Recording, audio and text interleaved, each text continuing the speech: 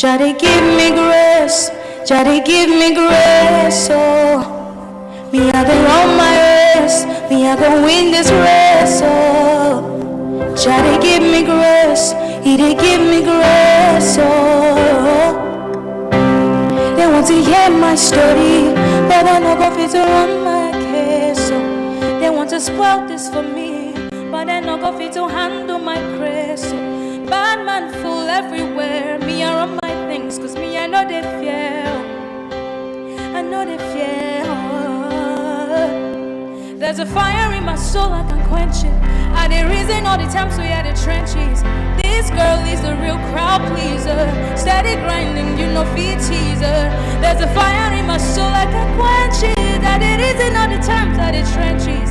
This girl is a real crowd pleaser, steady grinding, you know feet teaser. Me I dey run my race, me I go win this race. So Jah dey give me grace, He dey give me grace. So I dey run my race and I go win this race. Oh, Jah they give me grace, He they give me grace. Oh, I dey run my race and I go win. Jah they give me grace, oh, He they give me grace. I dey run my race, Jah they give me grace. Oh, congratulations, I the reason all the times, yeah. This girl is a real crowd pleaser, is a real crowd pleaser.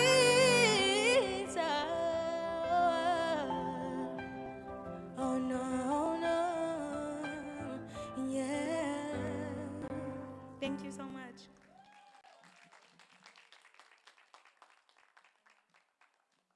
Can we rise as we take the national anthem, please?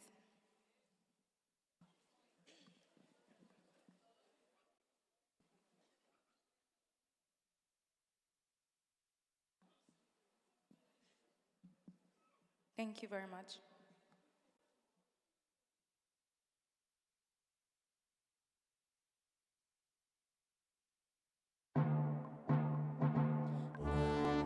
Nigeria, we hail thee, our own dear native land.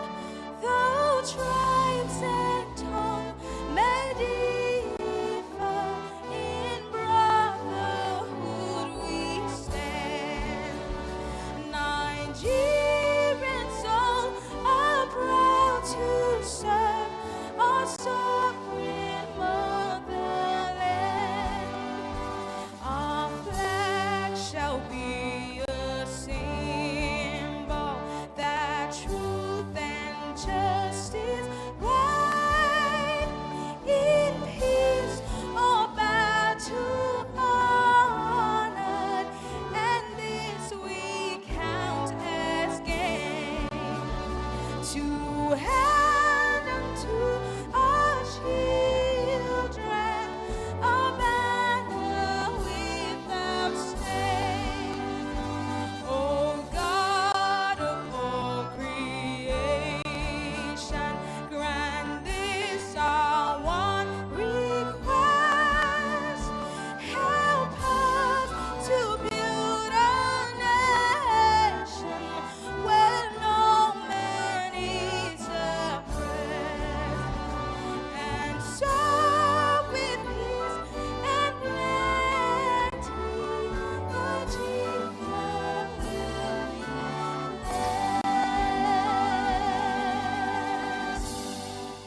Thank you very much.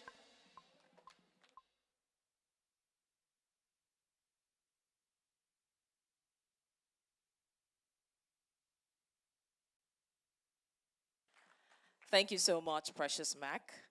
While she was about singing, I heard people say, only the first stanza, just the first stanza. But thankfully, she did a very beautiful rendition of the national anthem. We'll walk our way there. In the meantime, while we're learning it, when they're singing it, once they're done, everybody just sings, Amen. Abby, we can all do that. All right, ladies, good afternoon. You're all looking so beautiful this afternoon. And I just want to say a very, very big welcome to you to the SHEglows Summit 2025. And the theme for this year, if you want to clap, you can clap. Oh. We're not mising our applause here today. So please put your hands together. It is the SHEglows Summit 2025. That's more like it. The theme for this year is, okay, thank you, DJ. The theme for this year is, can we read it together? I can only hear two people. Let's try that again. The theme is?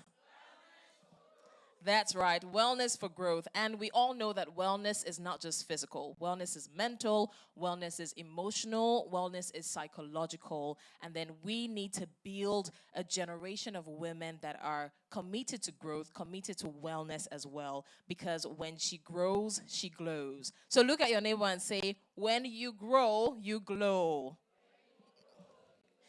I don't know, but you don't look like you mean it. So let's try that again. Look at your neighbor and say, when you grow, you glow. Then end it with clock it. All the Gen Zs in the house, clock it. That's right. All right, put your hands together for yourselves. It's so great to have you here this afternoon, and I'm sure you're wondering who I am standing in front of you. My name is Blessings Musugu. I'm a broadcast journalist, and it is my absolute pleasure to be here today as the master of ceremonies. So I have the power. You can clap now. I don't know. Did you come here with a certain amount of applause? Don't worry, exhaust it. Put your head together for me. Thank you so much. Once again, I want to welcome you to the SHEglows Summit 2025. And this promises to be a very insightful summit. We're not just here to be talking heads. It's going to be interactive. It's going to be conversational. And we have a power-packed panel. Like, these women are amazing women. They're walking the talk, they're blazing the trail, and they will be addressing us very shortly. So this is going to be a very, very, very beautiful summit. The lineup of our speakers are amazing. Back to back is a banger, like they say. So, like I said, it's about to be a very insightful summit. It's about to be a very beautiful one. And in between, we'll have the short breaks. We'll go on tea breaks. And I want to admonish, I always say that networking is one of the most important aspects of any event whatsoever. So please do well to meet someone new. In fact, it's an assignment. For every time we go on a break, I would want you to meet somebody new. And when we come back, I'll ask you who they are, what they do, their favorite color, their father's name, their mother's name, their children's name, and things like that. So you need to ask the right questions. Tell somebody, ask the right questions. I can't hear you say, ask the right questions. All right. So it's a special event, like I said, and it requires us doing things specially, right? So when I call you now, when I call your name, or I say something that resonates with you, or it sounds like something that describes you, I want you to respond by saying, mm-hmm. All right? So when I say ladies, you say what? Okay, let's try it. Ladies, global women, women of power. It's not carrying power. I can't hear you. Women of power, beautiful women, women of status, women of standard, women of substance, women of strength, intelligent women, intentional women, international women, beautiful women, women who are glowing, women who are growing. Come on, clock it, clock it, clock it. Clock it, clock it. Put your hands together for yourselves. You are amazing. You're amazing women. All right. So I want to teach us something, right? We're not going to do it all the time. But when I say a special round of applause, I want to teach you how to do the special clap. Are you ready for it? So when I say a special round of applause, you go 1, 2, 3, 4, she glows. And you will scream it at the top of your lungs, okay? So when I say a special round of applause, you go 1, 2, 3, 4. You will shout, oh, we're not being too sheer, all right? So do you want to try it?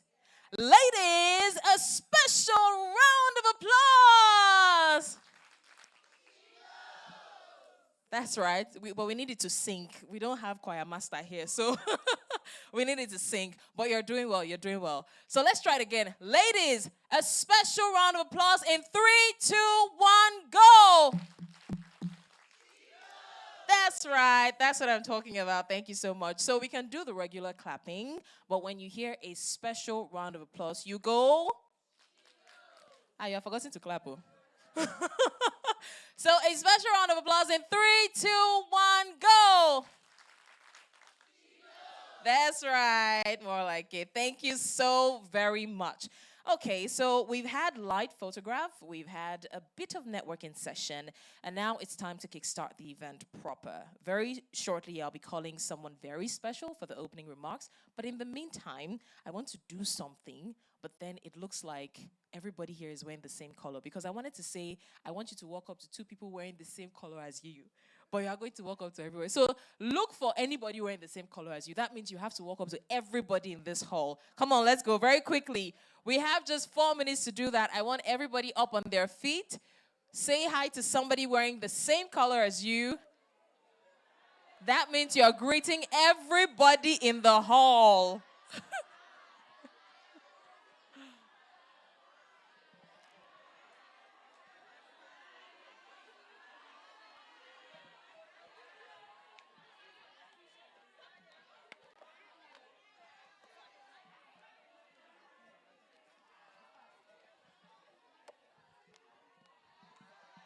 If you're not wearing your color, don't greet them. Oh. Be selfish like that.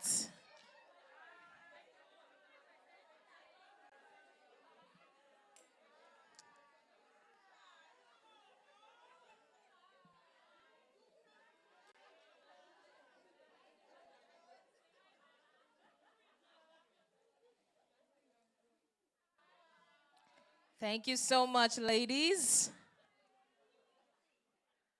I can also see some gentlemen in our midst, so let me not pretend like I can't see them. So thank you, ladies and gentlemen, for being cooperative. Please, you may be seated. We'll be starting very shortly. We'll be taking the opening remarks in no time. But first, I want to ask a question. Can I ask? Can I ask? Can you help me with it? Can you solve my problem? Okay, so it's a very simple question, right? We all know the pidgin English, right? Okay, so there's a word or there's a phrase there that I never really understood how to translate. So I know that you people are intelligent women, and I'm going to ask you to help me translate it. If you know it, you can just raise your hand. I'll bring the microphone to you myself. Should we try it? So it is, how many years I take senior you? Who can translate that for me? To English, or exactly the way it is. I don't want you to paraphrase it. Just translate how many years I take senior you. Anybody wants to give it a try? Anybody? How many years I take senior you? Okay, if you don't want the spotlight on you, you can just say it. You don't have to stand up or anything. So let's just hear it. What's our age difference? Is that it? Is that it? No, it's not. Someone else wants to try?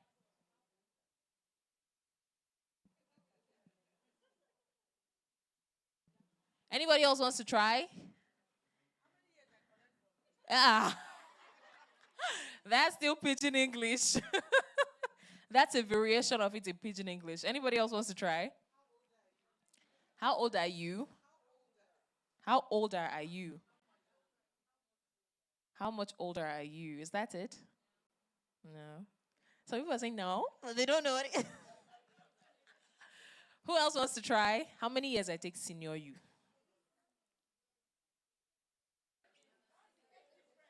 What's the age difference? Between where? Between who and who? How many years am I older than you with? It took 4 people to come up. Is that it? How many years am I older than you with? Is that it?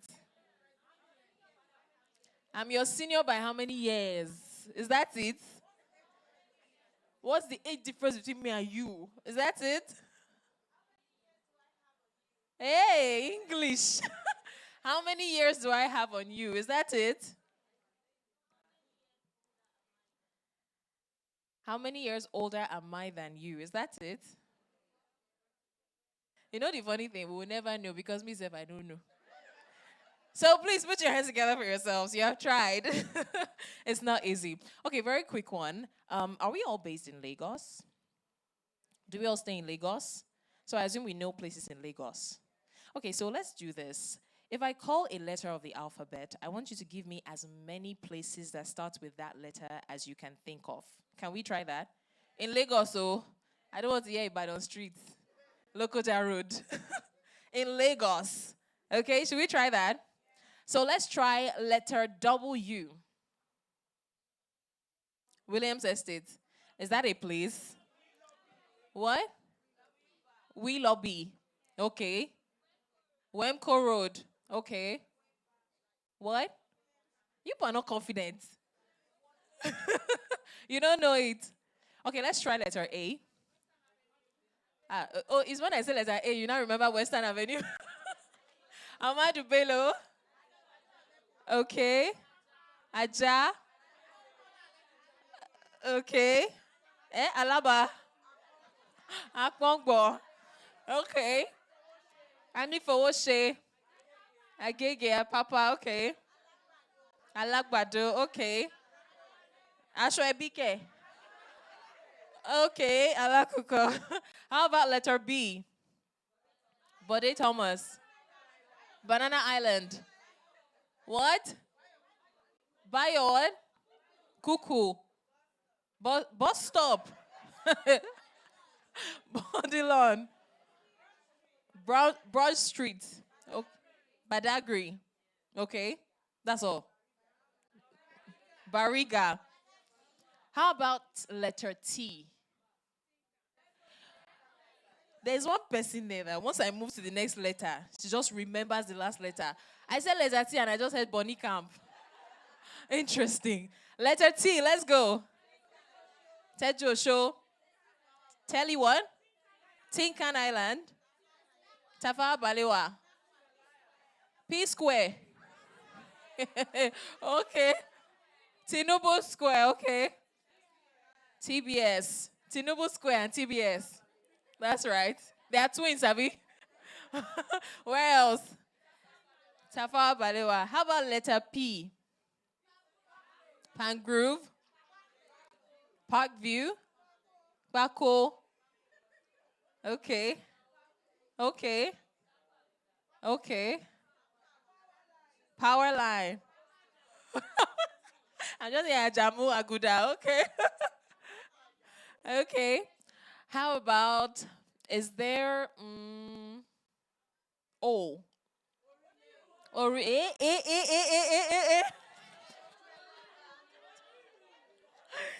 I think you people have been waiting for that one. Onikon. Olede. Owode. Okay. Oshodi. Obalende. Oyingbo. Okay. Okay. So that means O is the winner, Abby. We have more O's than us. A won. Did A win? The way everybody attacked me with O, as if they lived in places that started with O. Oyingbo. All right, ladies and a few gentlemen, thank you so much. Very quickly, we will be taking the opening remarks shortly, but in the meantime, I want us to still enjoy some sonorous music. I would have sang for you, but it might give you a headache. So let me give you the one that will make you, enjoy the music. So please join me as I bring back upstage Precious Mac. A round of applause, please. Clap. Oh, if you don't clap, she will not come. Oh. So keep clapping till she gets here. A round of applause is a clapping exercise. Keep going, keep going. All right, do you remember our special applause? 3, 2, 1, go. It was 4. You have added 10. Abby, it was 4. Now it's 16. That's right. It's only 4. So let's try it again. 3, 2, 1, go. Okay.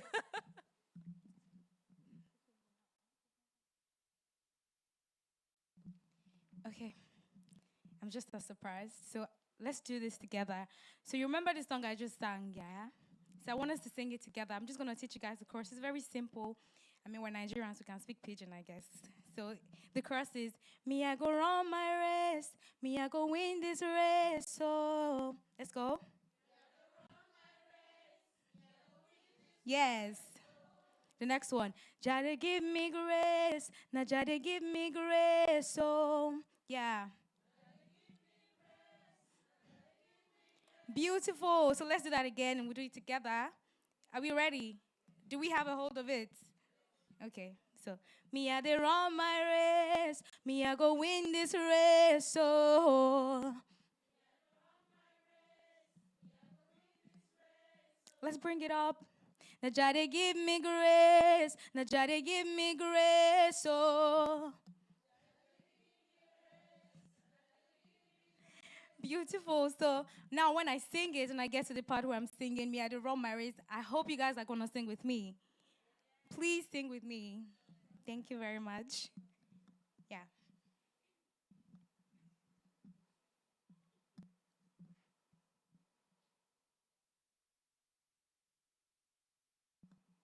Waiting for him to play my soundtrack. Sorry. Me, I go win this race. Oh, Jada give me grace. Jada give me grace. Oh, me, I dey run my race. Me, I go win this race. Oh, Jada give me grace. He dey give me grace. Oh, they want to hear my story, but I no go fit to run my case. They want to spoil this for me, but I no go fit to handle my grace. Bad man fool everywhere. Me, I run my things, cause me, I know they fear. Oh. I know they fear. Oh. There's a fire in my soul, I can quench it. I dey reason all the times I the trenches. This girl is a real crowd pleaser. Steady grinding, you know, teaser. There's a fire in my soul, I can quench it. I dey reason all the times I the trenches. This girl is a real crowd pleaser. Steady grinding, no teaser. Me, I dey run my race. Me, I go win this race. So let's sing it together. Daddy, give me grace. Me, I dey run my race. Yeah. Jada, give me grace. Oh, wow, you guys sound so beautiful. Me, I dey run my race. Oh, and I go win. I dey run. Jada, give me grace. Oh, me, I dey run my race. I go win this race. Oh, Jada, give me grace. Give me grace, oh, I did run, yeah. Should give me grace, oh, it give me grace, oh, yeah. I can't quench it now. I did reason all the times, yeah, yeah. This girl is a real girl pleaser. Steady grinding, you know, fit teaser. Thank you once again. Please give it up for Precious Mac, ladies and a few gentlemen. Now wow. If I don't see you clapping, you come and run your own race here. Because it's not easy. Please put your hands together for Precious Mac. That was so beautiful. That was really beautiful. Me, I can sing. It's just around between 2 a.m. and 6 a.m. when people are sleeping so that I don't disturb. Because the last time I tried singing in my house when people were awake, they reported me to my landlady. So I'm working on it. All right, ladies and the few gentlemen I have another question. Now, this question is a very simple one, but don't think too long before you answer. If not, you're disqualified, okay? So the question is, you're running a race and you run past the second position. What position are you? First. Second. The first, let me see your hand. If you're for first. If you're for second. Okay. Can anybody defend their answers? Why first? Yes, you run past the second.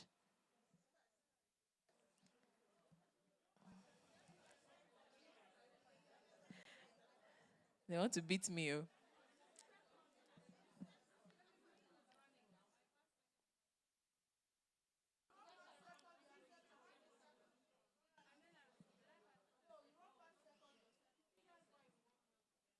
So are you first or second? She said she's correct. What did she say?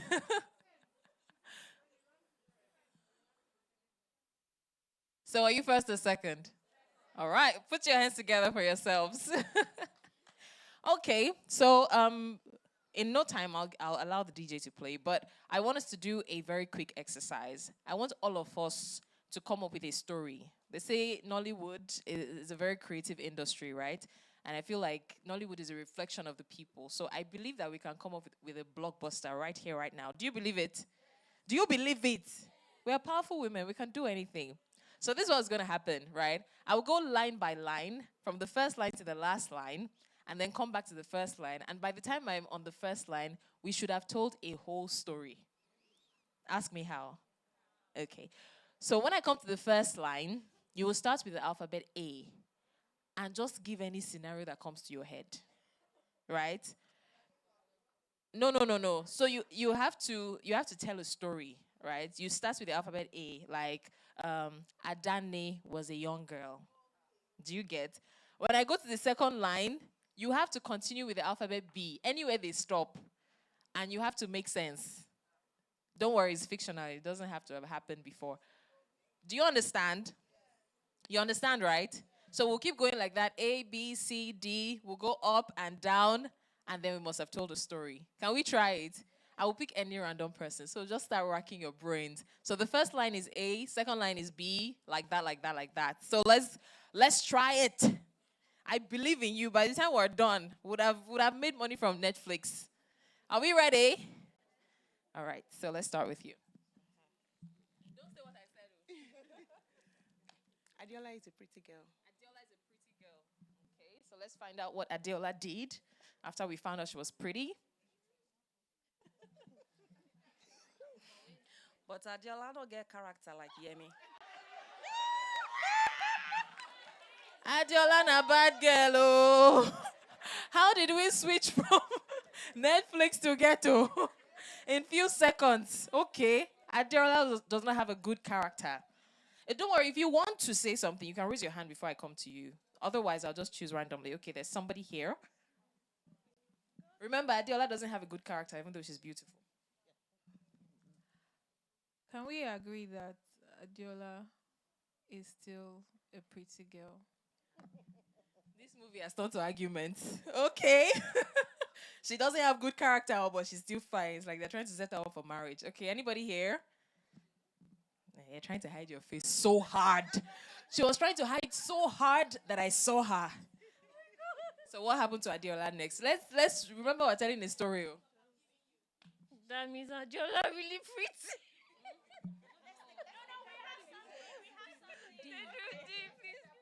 All right. Pretty face with bad character means the person. Okay, okay. Do you know that? Do you know that beauty without good character is nothing? So I'm so sorry. Do you people know that it's a movie that we're shooting? Well, you have wasted my money, all the investment and everything till we got here. We're still in scene one. Adiola is fine and she doesn't have character. We know. What's the next thing? Do we have a okay? Please.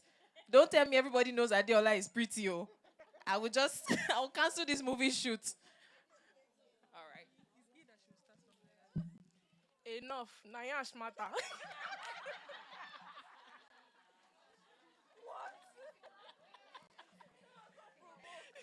I think this project is not going anywhere.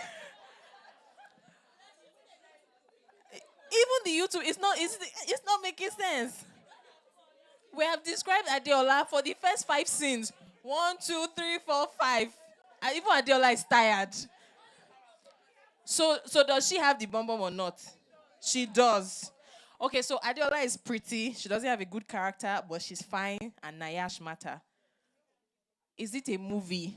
Or we're still describing Adiola? Even the book is finished. No, we're not ending it. We're still going, except maybe part 2. Okay. Please, what happened to Adiola? Okay, for this reason, we need to change the storyline. That is the most diplomatic answer I've ever heard. You didn't give us a storyline, you just advised us. But that was smart though. At least no binyash. Okay, so they've told us we need to change the storyline. I'm coming back now. I was expecting that we'll be in part 2 already. But you have just proven that it's Nollywood. Nollywood that we use 1 hour to describe one family. So I'm coming back now. Think of what happened to Adeola. Please, for God's sake. Let Adeola do something. So anybody here? Yes, G. Growing up, Adiola went through a lot. Thank you. Okay, growing up, she went through a lot. All right. Anybody here? No, is this line first. H is hard.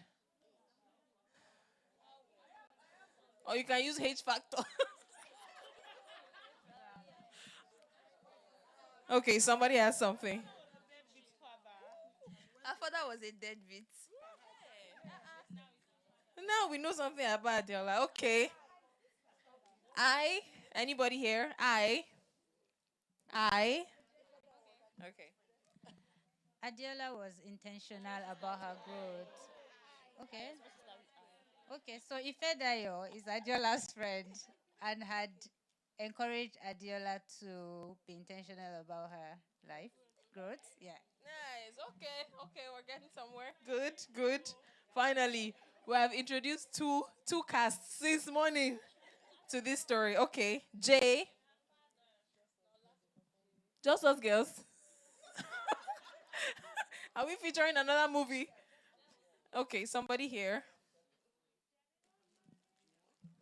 Just when Adiola was trying to get her life back together, so she met the love of her life. This is a movie producer right here. All right. Kingsley was the love of her life.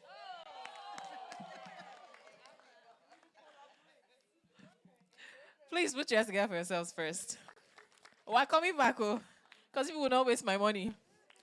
So for 2 rounds, we found out that Adiola is a beautiful girl. She doesn't have good character, but people still say she's fine. And then she has bum. Then they now said, enough is enough. What did Adiola do? And then we found out that Adeola's father is deadbeat, but Ife Dayo, right, advised Adiola to be intentional about her life. The film is sweet, though. And then just when she what now? She now fell in love. A typical Nigerian story. And Kingsley is the love of her life. All right, let's continue. Love is a scam.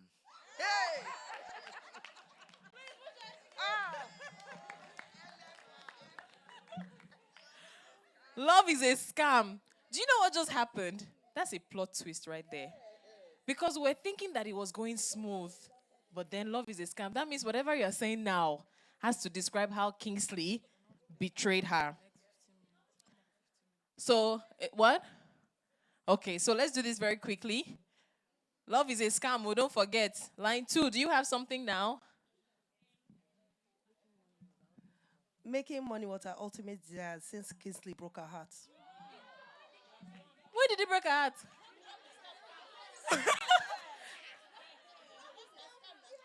Okay, that's 5 years later. Okay. Okay, 5 years. All right, okay. So she now started deciding to make money because Kingsley broke her heart. That was so fast. You people have covered up all the money that we spent. That's good. Line 3. Okay. Sorry.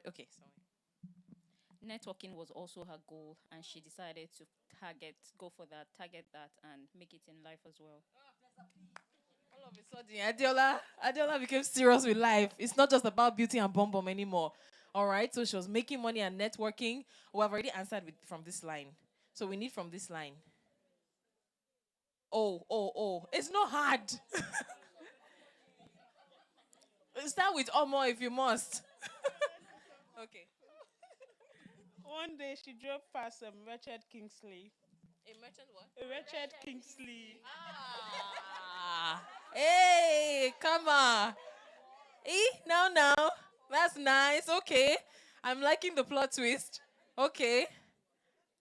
We're in what now? M, right? Oh, P. Okay. P. Now you people. You have good story writing skills. This story is sweet. Don't kill it. Particularly in the trenches where she went to give to the needy. Kingsley! Oh my God. Kingsley was not just wretched on the streets, it was inside the trenches where she wanted to help the needy. Okay, Q, anybody? Now mistress of all she surveys. Jesus. Please say that again. I don't lost. I need subtitle. Queen Adeola, now mistress of all she surveys. So she's now a queen and the mistress of all she surveys. Okay, so we're describing the distance between the wretched Kingsley and Adeola. So we're going back. Please, let's try and wrap up the story, eh? R, okay. Regardless, she helped Kingsley.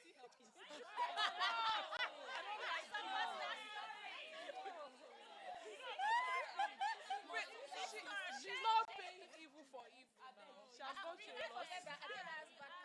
Do we want her to help Kingsley?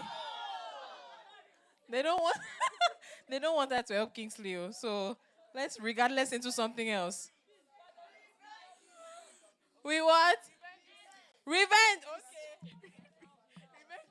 Revenge is sweet. You people are wicked. Wicked people. Okay. Yes, all right. Suddenly she showed him shaky. All right. All right. T here. Somebody here wants to talk. Adiola, say they turned you into a wicked girl. Together with her best friend, they planned a plot. Like they planned a revenge. Adiola should not go to jail. Oh. This one on the okay. Together with her best friend. That's if what was that? Ife Dayo. All right. You. I'm coming. Let this film finish, oh. If not, we'll have to watch out for part 2. All right, you. Until she met the Prince of Banana Island, who worshipped the ground she walked on and made her fall in love, believe in love again. Please, a round of applause. But what happened to the revenge? She just. But they said men has come. Okay, so until she met the love of her life. All right, so the last line, let's finish this movie. V. Okay, so we can agree that we can end it there, right? Very happy ever after. Please put your hands together for yourselves. All right, ladies and gentlemen, it's time to go out now for small chops. We'll write another movie. This one is sweet. Please clap for yourselves. You tried. So please go out for small chops. We have about 10 to 20 minutes to do that, but don't forget also network, meet someone new, talk to somebody that you've not talked to before while you have the light break. And then when we come back, we'll start the event proper. Thank you so much. DJ, you can give us some light music.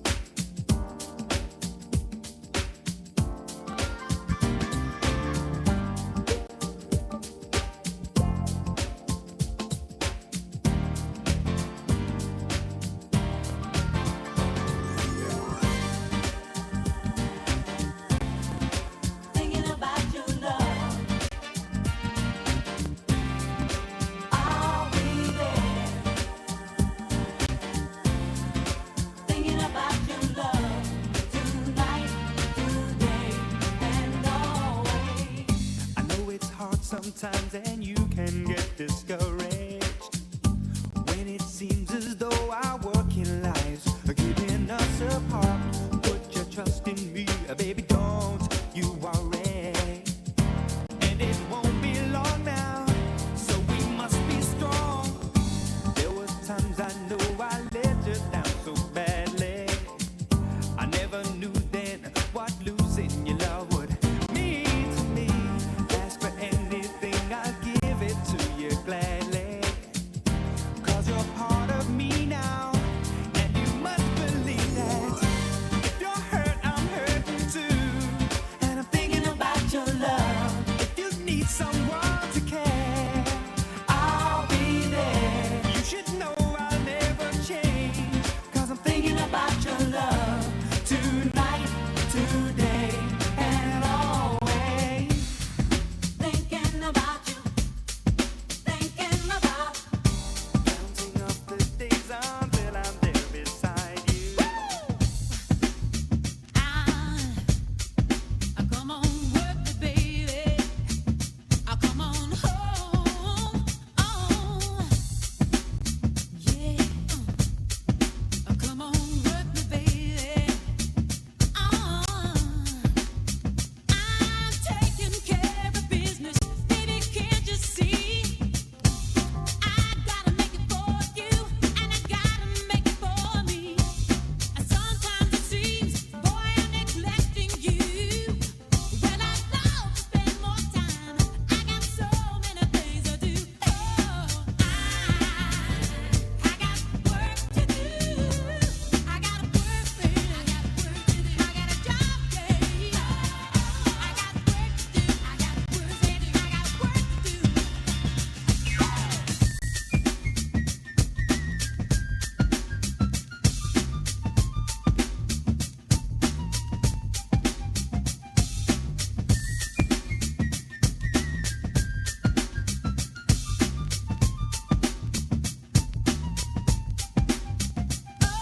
Now you're trying to make it, baby. Can't you see? It takes a lot of money to make it. Let's talk truthfully. To keep your love light burning, oh, we gotta have a little faith. You might as well get used to me coming home a little late. I got work to do. I gotta work, baby. I got work to do. I got a job, baby. I got work to do. I got work, baby. I got work to do.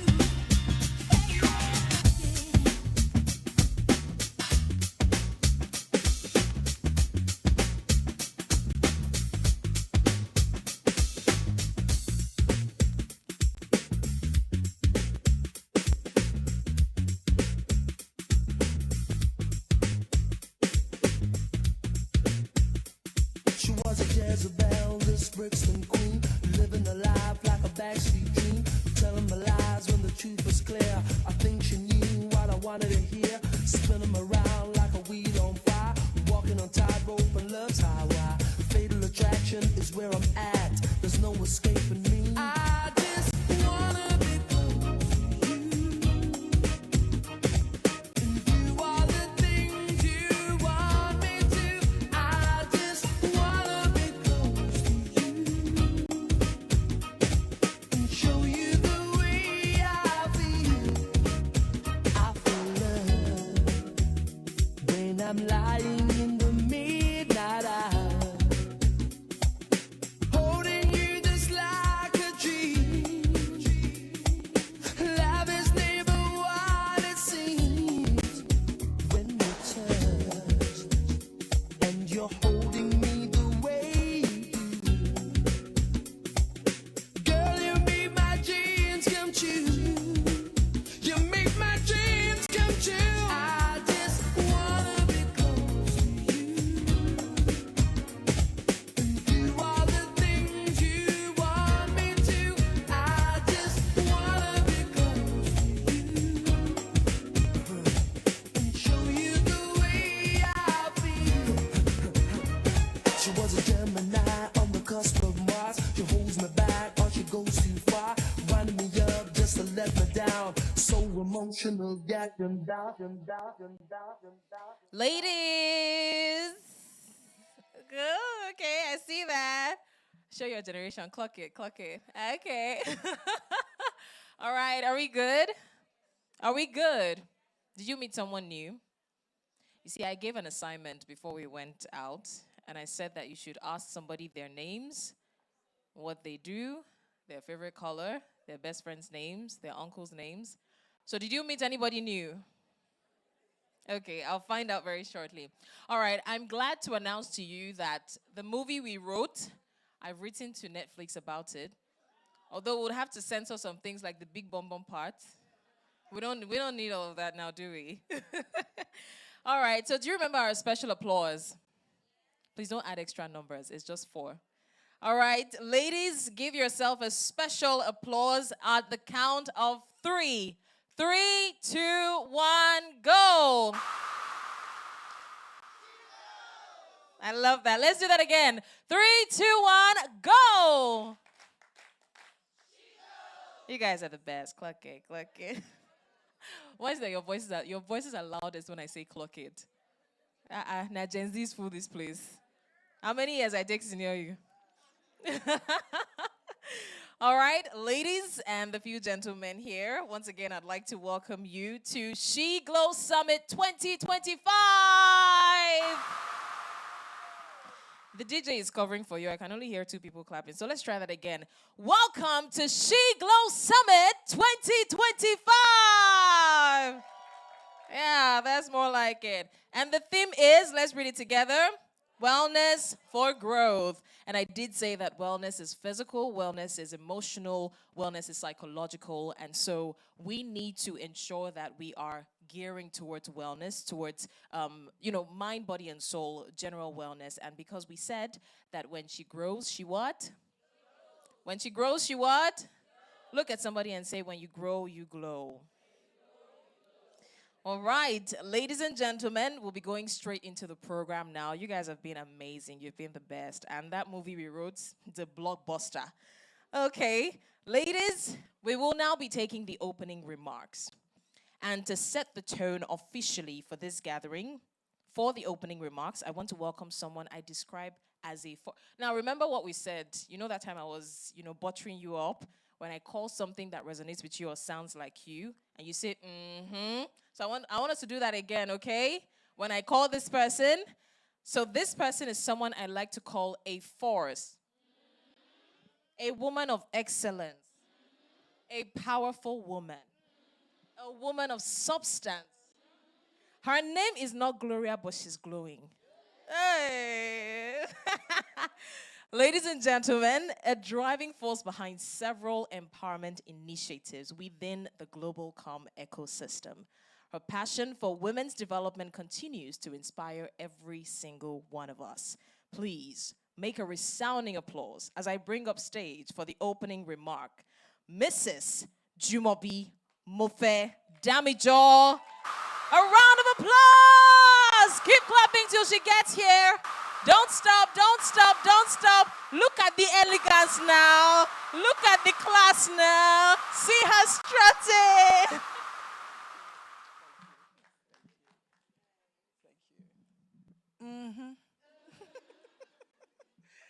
I'm learning something new. I wasn't here when she taught you, but I caught on very quick. I think we'll keep doing that. Let's do it again. The clap and the SHEglows. The clap. Okay, that's cool. We learned something new. Hi, guys. Welcome, welcome, welcome. It's another time again, right? It looks like it was just a few months ago we were here last year for the very first summit. SHEglows, this is our new baby that we're nurturing and we're growing with and we're bonding with and we're learning to discover a lot more parts of ourselves in Globacom through SHEglows, through our activities, our initiatives. First, let me welcome our amazing speakers for today. I'm not too formal. Please give them a round of applause. You can give them a resounding round of applause. This one is not the SHEglows. Just clap. Okay. Welcome, ladies. They're still going to do all the introduction and all the citations, so I'm not going to break that. So I'm just going to say, welcome to Bumi Talabi. It's nice to have you here. Welcome, Bumi George, and welcome Ifoma Williams, and their special guest with them. We welcome you too. Thank you very much for taking time out to be with us today. SHEglows. We nurture, we grow, we bond, we learn, and a lot more women are still going to come. As usual, you know how it works. They're stuck at one station or the other. Catherine Bome, the director, customer care, and I. A round of applause for Catherine, please. We rushed here. We also rushed here. We escaped somewhere and we rushed here. And I'm sure a lot more people are going to come, and hopefully they will get the good parts of the summit. This is our second summit. We're growing in leaps and bounds. We're getting to know each other. The one thing that I must say for SHEglows in Globacom is the fact that women are getting to know each other by their first names now. They're getting to know each other by their faces. They're getting to know more about each other. They're getting to learn how to bond and how to have a sense of humor in spite of the hardship of work-life balance, how to, see each other from different perspectives. That is one thing that I have learned from being a part of this amazing tribe, amazing community, and also being on the daily, I'm always humbled by our mentorship program. We have this wonderful mentorship program that allows us to reach other women while they also reach us. And it's amazing because when the mentorship started, a lot of women weren't quite sure, what to make of it or what will come of it. Some people haven't joined. There are some people sitting down here, they are very guilty. They haven't joined. They've never been part of any mentorship session since we started. Some people have been. And it's amazing because I am one of the mentors that were picked, and I had some mentees. And on the daily, I found how amazing the women in Globacom are.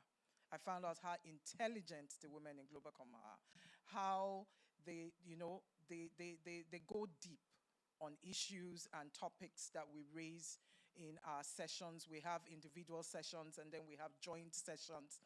And you find out that in each and every one of them, there is this big idea just waiting to be birthed somewhere. I tell you that 80% of the women sitting down in here can run a full company with the kids and their husbands, and they can do a wonderful job. You guys should give yourselves a round of applause, please. And it's not easy. It's not easy. But we keep at it, and we're growing it.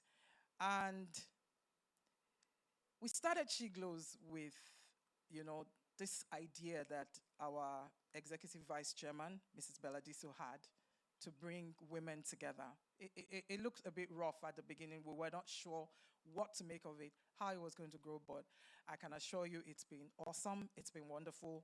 A few people joined at the beginning, some other people joined along the way, and it's just been amazing. Now, the one thing that I always do, I'm sure people know that, I tell people, don't sit with your friends. Okay, I'll allow the speakers because they brought their friends. I don't want to separate them, but don't sit with your friends. Like our MC had said, I think she said something about learning to know each other, learning about each other. Make a new friend today.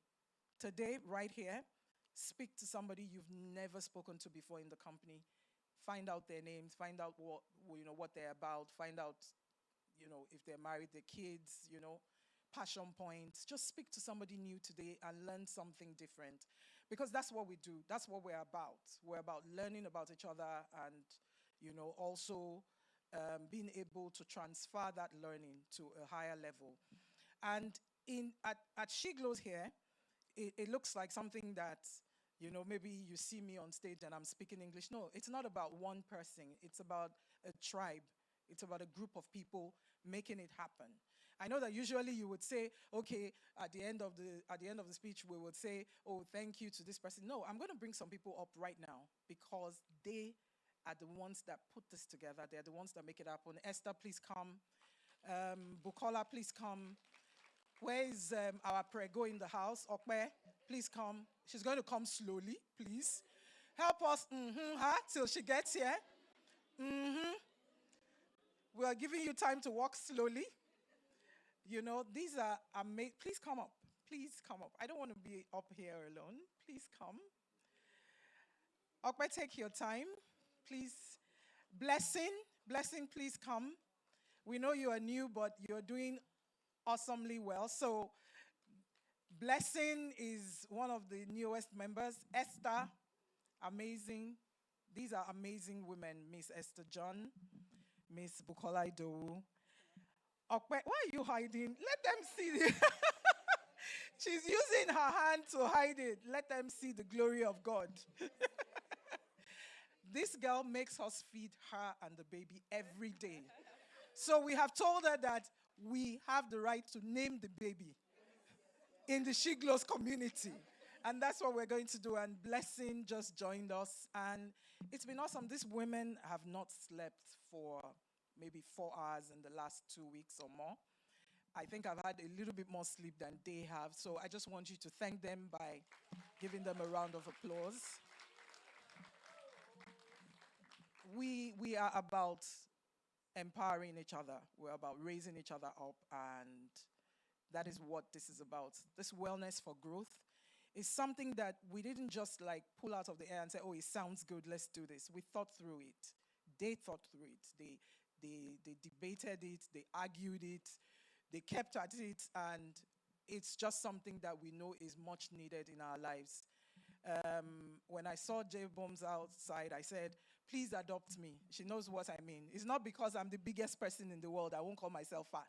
It's because I know that along the line, we probably need some discipline to balance with our everyday lives.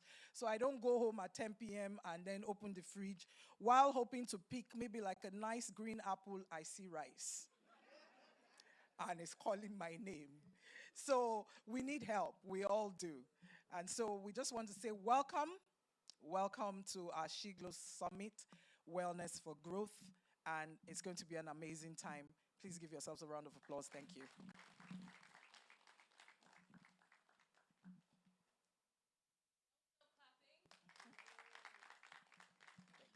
A resounding applause. I can't hear you.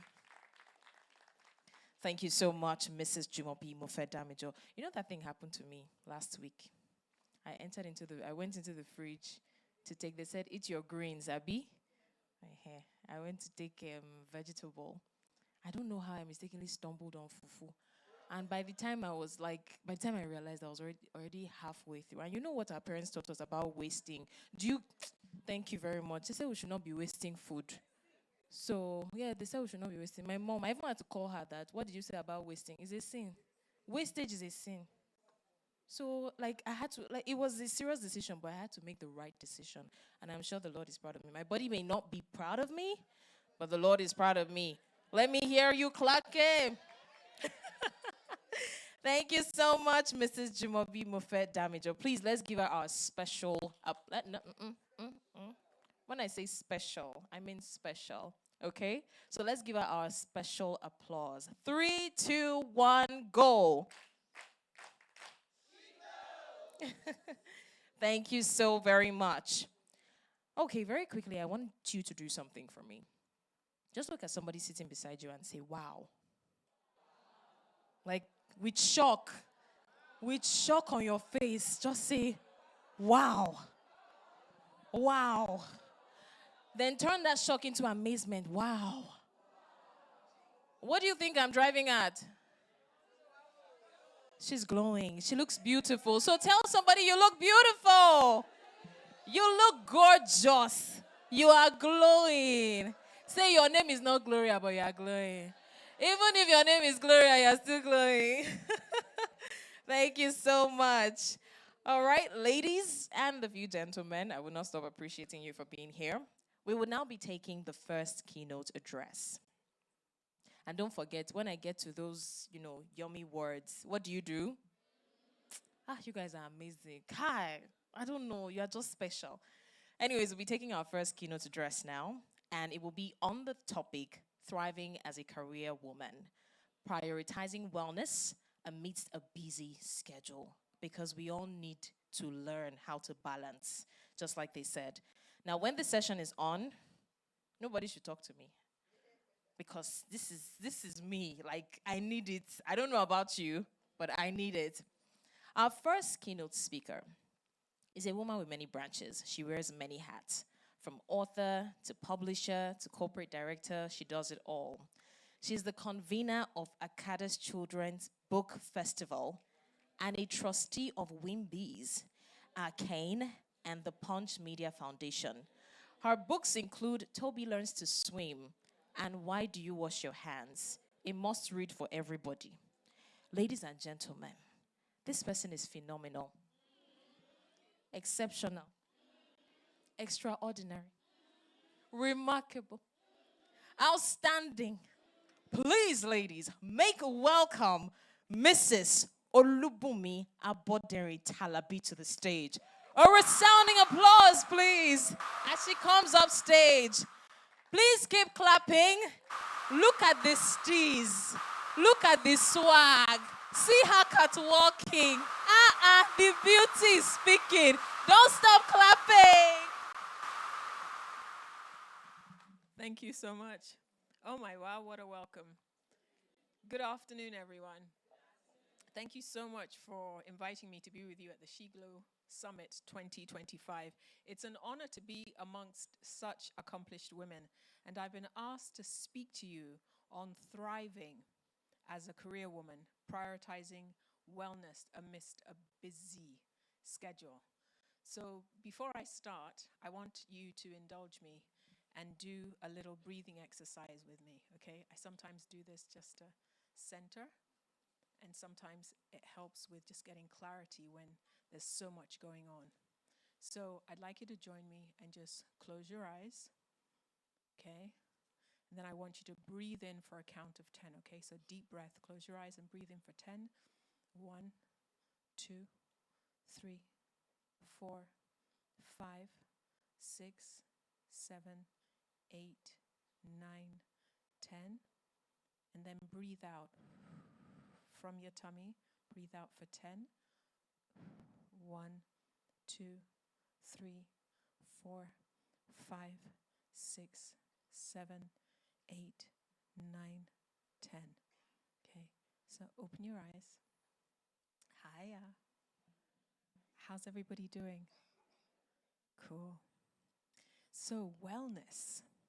We can look at wellness through the prism of the 9 dimensions of wellness: physical, financial, intellectual, emotional, social, spiritual, environmental, occupational. Or we can look at wellness using Maslow's hierarchy of needs, which simply posits that what motivates a human is different depending on where that person is in their life. At one stage in a person's life, she's simply looking for her physiological needs to be met. She wants to survive. She needs food, water, shelter, rest, healthy body, etc. And if this is achieved, that individual will consider herself to be in a state of wellness. But when she moves up the ladder, she now wants to add safety. There it is. Okay. When she moves up the ladder, she now wants to add safety. So now, feeling secure would be her new definition of wellness. As prosperity continues to increase, she moves up even further still to the social strata. Physiological needs are already met. Safety needs are already met. Now her definition of wellness is having her social need for love and belonging met. If she can fit into the group to which she aspires, she will now consider that to be her new state of wellness. Following this is the self-esteem stage, where she desires to have status amongst her peers. She wants to be admired. She wants to be respected. She wants to be part, a respected part of the group. Again, the perception of what constitutes wellness changes. Then the final stage is self-actualization. And until she achieves this, there will be an underlying sense of restlessness. And at this stage, when she becomes all she really wants to be, that would be viewed as an ultimate type or level of wellness. So you can see that the definition of wellness can be fluid and it's also subjective. But let's dig deeper to consider how a career woman can prioritize wellness amidst a busy schedule. Wellness, as we've seen, is more than just being in a good state of health or actively working towards the goal of attaining good health. It's something broader. I view wellness as when things are well with your spirit, your soul, and your body. So let's ask ourselves, just take a second, 10 seconds, ask yourself, how am I nourishing my spirit? How am I developing my mind? How am I recharging my body? So let's consider the 9 dimensions of wellness that I mentioned earlier. Number 1, physical wellness. Can you say that with me? Physical wellness.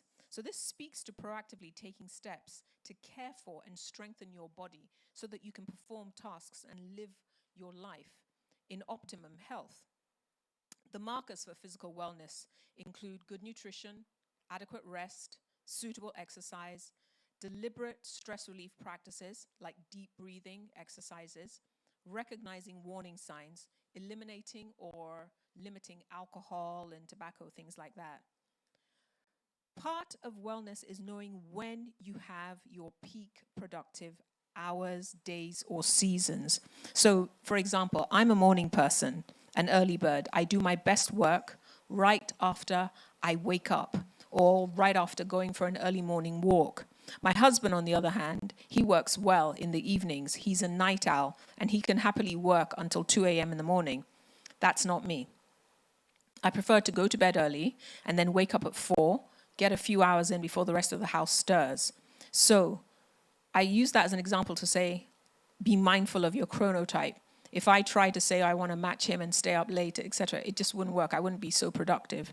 So if you're a night person or a day person, understand and plan your time accordingly and don't necessarily feel that you have to be like somebody else. Okay, that's knowing yourself. That's part of wellness. So a little bit about sleeping habits. Having healthy sleep habits cannot be overstated, though it's not always easy to do. I'm very guilty of, not following good advice about sleeping. So sleep time gives our brains an opportunity to repair, gives our body a chance to heal, our immune system a chance to recharge, and our hormones a chance to regulate. So being sleep deprived reduces your mental acuity, it blunts your spatial reasoning skills, it increases your chances of overeating because your body tells you, you think your body's telling you you're hungry, but really what your body is saying is I'm starved of sleep. Lack of sleep can cause depression, and it also deprives you of a tool for combating stress. So where it lies within your power, try and get at least 6.5 hours of sleep. If, like me, you know your body wakes up early, go to bed 6.5 hours, 7 hours before the time that you know that your body wakes up. It's not always feasible, I know, particularly if you're taking care of others. I heard someone talk about having a consistent sleep routine.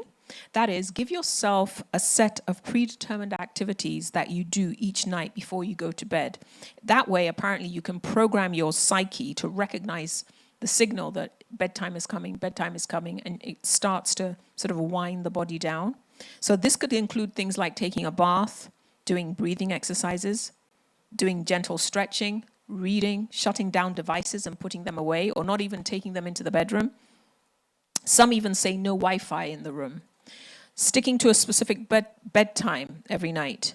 Quieting the room, treating your bedroom like a sleep sanctuary.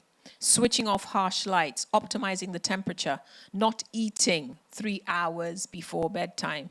So if you're sleeping at 9, ideally you shouldn't eat after 6 p.m. I break this rule all the time. But apparently it's very important because if your body is busy trying to digest food, it's not asleep, it's not at rest. So avoiding caffeine and alcohol in the evenings is also a good idea. Initially, they may help to, make you feel drowsy, but eventually it starts to stimulate you, so that will keep you awake. So number 2. So number 1 was what? Physical wellness. And number 2 is financial wellness. That's being in control of your financial resources so that you can live well. So wellness is not just one-dimensional, is what I'm trying to say. So if you have financial wellness, that means you're living within your means. You can cover your current expenses, you can take care of your family, you can attain independence, and you can have enough stored away for the future. Financial wellness alone is an entire seminar. We could spend a whole day talking about, the importance of financial wellness and have, different tools and strategies for financial wellness. How do you get there? In a sentence or two, you budget. How do you get there? You don't hang out with profligate friends. The other day, somebody told me about somebody famous that we all know, who went to a nightclub and spent 83 million naira in one night. That's craziness, right? No matter how wealthy you are, at a certain point, that becomes crazy. And I'm sure it's because he's probably encouraged by people around him to do that. So not having profligate friends who encourage you to spend beyond your means. Marrying someone who's better than you at money management, or making micro lifestyle adjustments that can pay off in the long run. Like little things like, if you're a really good cook, if you can cook at home, it might save you money to cook and carry your lunch to work instead of buying lunch all the time. Just little things like that. Over a period of time, it can make a difference.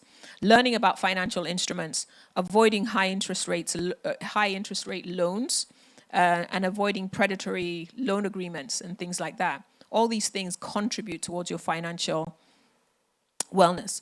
I'll give you something, a tip for free that I recently discovered. Instead of leaving your money in your account, in your current account, or even instead of putting it in a savings account, just open a money market fund. There's a bank, if you research enough, you'll find them, as little as 5,000 naira every month, and they pay like serious returns, like it's for real.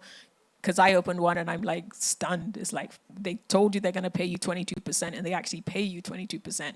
And it's a proper bank, So they're out there. They're things that everybody can jump on. If you're working, you get a regular income, you can save regularly. So that was, number 2 was what?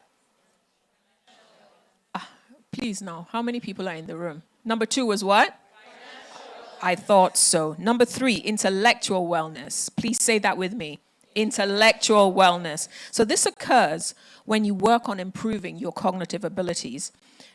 It relates to being a lifelong learner, having this thought in your mind that it doesn't matter that I've already graduated university, I'm still going to, learn something new. I think while we were in the waiting room, somebody mentioned doing another post-grad, to learn a bit more about AI and things like that. So being a lifelong learner, regardless of your age, it helps you develop your critical thinking skills, your creativity, and things like that. And then also, this thing about intellectual wellness, I'm just going to say this really quickly.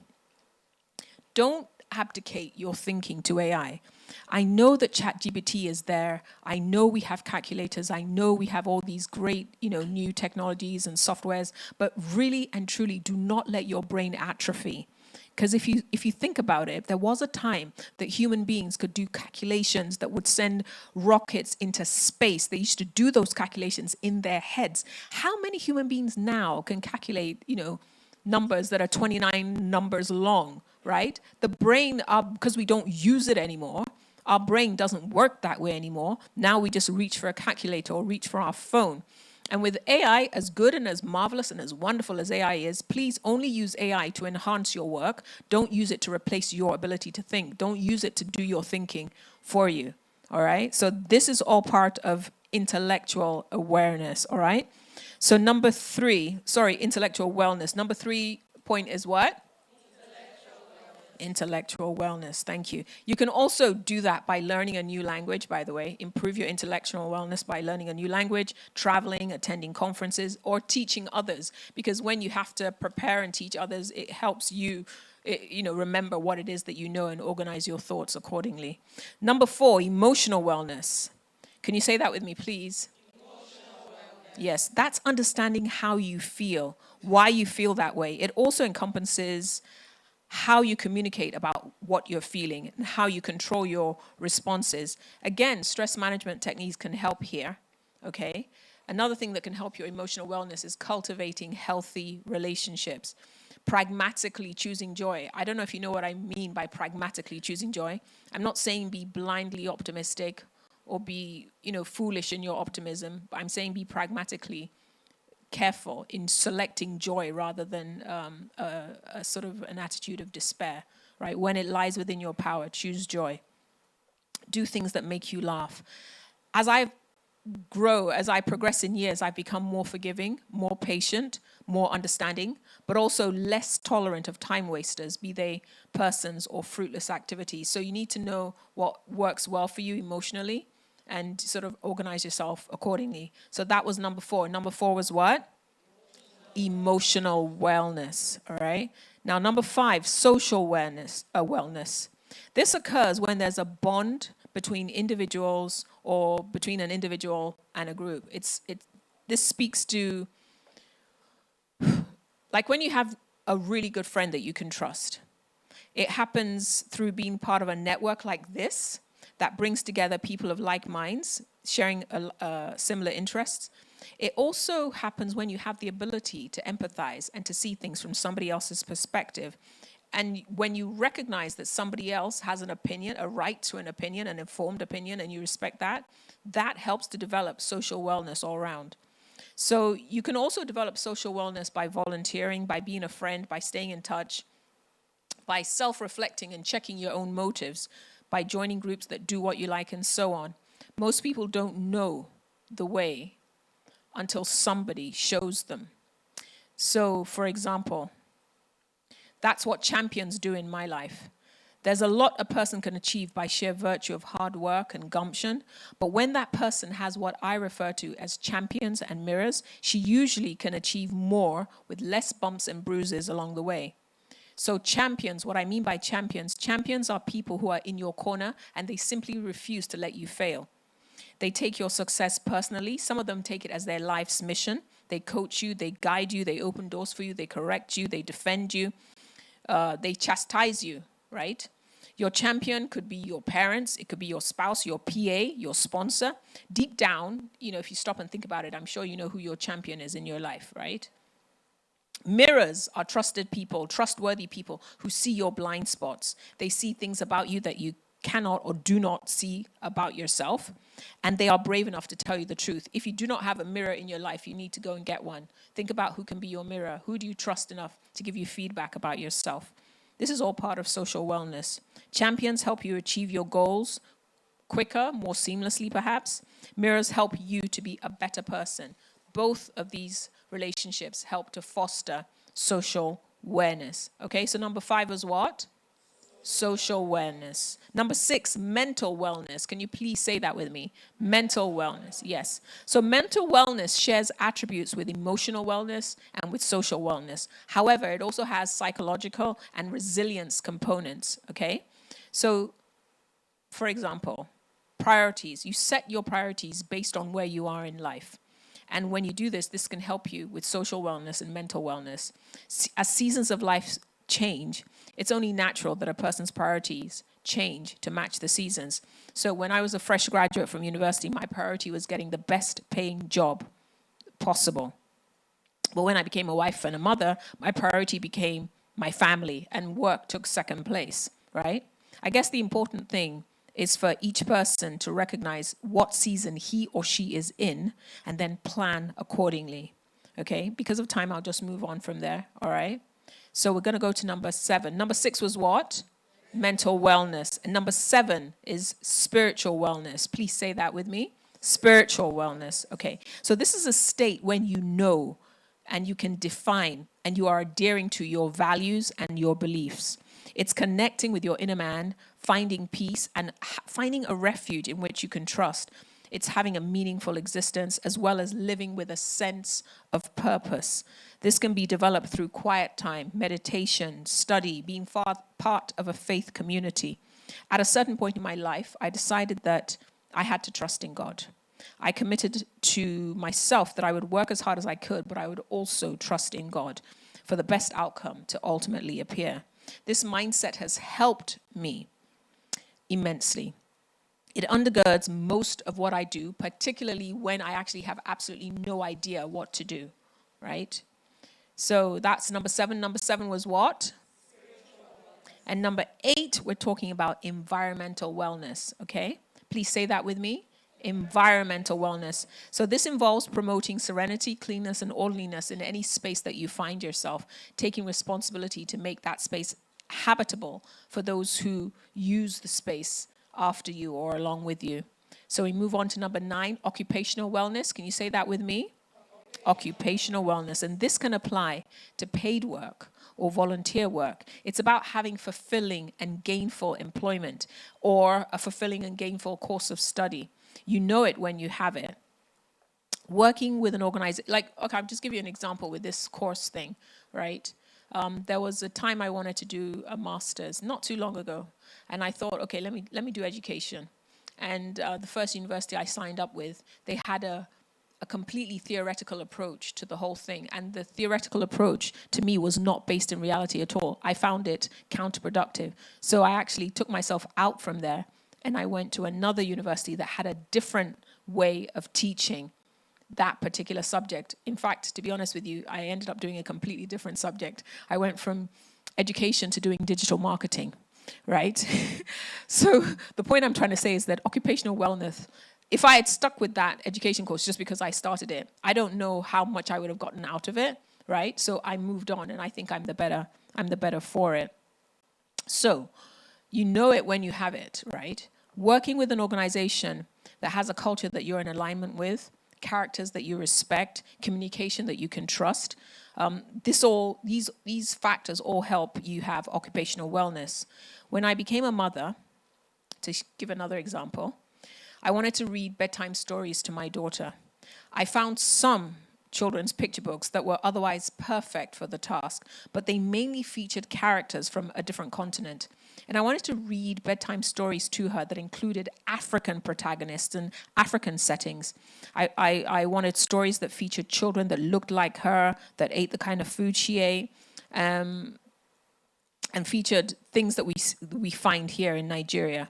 But back then, there were not that many children's picture books that featured Black or Nigerian characters. So after a while, I read all the books that I could find. And believe me, I scoured. There's no bookstore in this Lagos that I didn't reach back then. There were not that many. After a while, I'd read all of them. I became acutely aware of the dearth of children's literature featuring Black children or children of color in general. And this is one of the things that inspired me to start writing picture books for young readers. To date, I've written about 14 of them. I just enjoy doing it. And I've kept going ever since. So writing children's books led to the creation of the Akara Children's Book Festival, which has become a much-loved, much-anticipated annual literary event for young readers. We just had the 7th edition last week. The festival has given rise to many other children's book writers, and it's provided them with a platform for reaching their market. ACBF is also a way for parents to discover age-appropriate books, for children to have better access to books and things like that. So what I'm trying to say is I'm doing something that gives me fulfillment, even though it's unpaid work, right? That's occupational wellness, all right? So number 9 was what? Occupational wellness. So those are the 9 types of wellness. Each one is a goal for us to prioritize and achieve at the relevant point in our lives. When you prioritize something, you designate or treat it as being very important. And you know, when you determine the order for dealing with things, usually rank them in order of importance, right? So having a sound mind in a sound body for all your days on earth is of high importance. You demonstrate that something is a priority by giving it your time, your attention, your money, your energy. So dedicate time to exercise. Choose to do some things by hand. Pay attention to signals from your body. Research medicinal foods. Find out which carbs are good for your body. Look into plant-rich diets and see if that works for you. As you get your income, set aside a portion for a comprehensive health insurance policy from a reputable company so that when it's now time for them to pay out, they will answer you, Yeah. Okay. And get that insurance for not just yourself, but for those that you look after, because at the end of the day, if something happens to them, it's you that they're going to still come to. So treat it like an investment in yourself, in your physical, emotional, and financial well-being. I'm going to share this with you. Last year, I saw a documentary on Netflix about blue zones around the world. So blue zones are communities where the population generally has remarkable longevity and vitality. In other words, they live longer and they struggle less with chronic diseases in comparison to the majority of humans on planet Earth, right? The series, I believe, is called Live to 100, The Secrets of Blue Zones. The researchers spent about 2 decades investigating this phenomenon. He found that lifestyle choices like diet, forgiveness, community-mindedness, dancing, laughter, exercise, doing things for yourself rather than sending somebody to do it for you, i.e. doing things by hand, getting up and switching on the TV, going to the kitchen by yourself, things like that. Being mindful of nature, having a functional and supportive home life, being part of a meaningful group like this one, having friends, having a goal to achieve, practicing healthy sleep habits, having a faith life. This gave them not only a foundation for living long, but living long in strength without the typical age-related frailties. They had flexibility and mobility of their joints and their muscles. They lived to be over 100.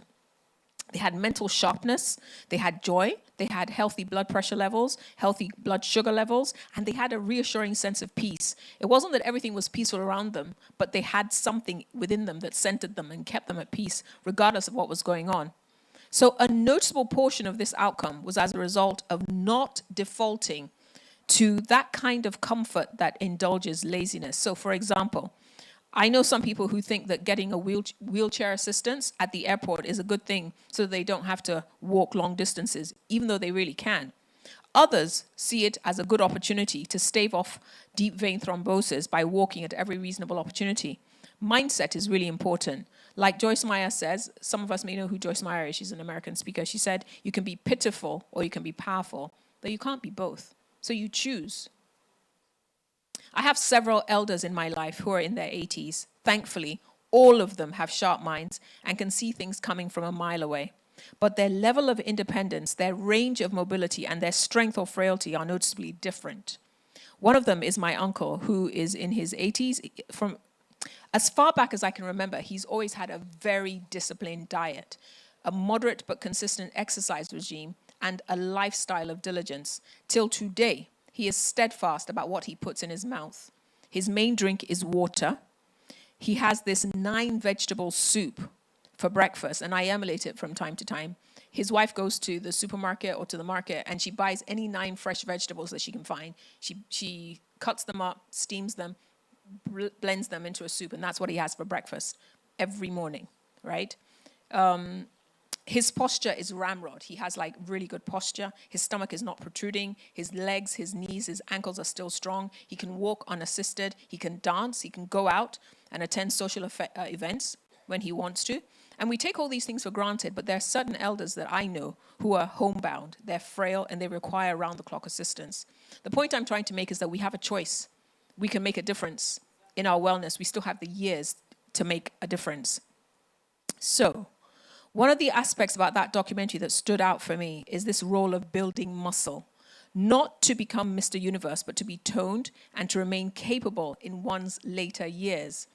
After I saw the documentary, I became more intentional about doing things for myself. Like, for example, there's this drink that the bottle cap is always too tight. Like in the past, I would have said to my husband, no, please, can you help me do it? But now I'm like, no, I have to. If I can't open it, then I'm not drinking it. So by force, like I make myself do these things. Or when we buy cases of water, I carry the water from the car into the house. And my people are like, madam, what are you doing? But it's like, just leave me. But now they understand that I'm doing it because I want to retain my independence and have the ability to do things in my old age. So beware of the trap of affluence. You have money. You can afford to hire people to do things for you, and quite rightly so. But there are small things here and there that we can do for ourselves, and quite frankly, we should. So I'm going to wrap up, even though I have a whole lot more, I'm going to wrap up with a few things I want you to be mindful of, right? The brain does not like stress, right? If something is about to happen and you can avoid a stressful encounter, just do that. Just remember, it's not worth your hippocampus. You don't want to damage your hippocampus, and stress damages your hippocampus, all right?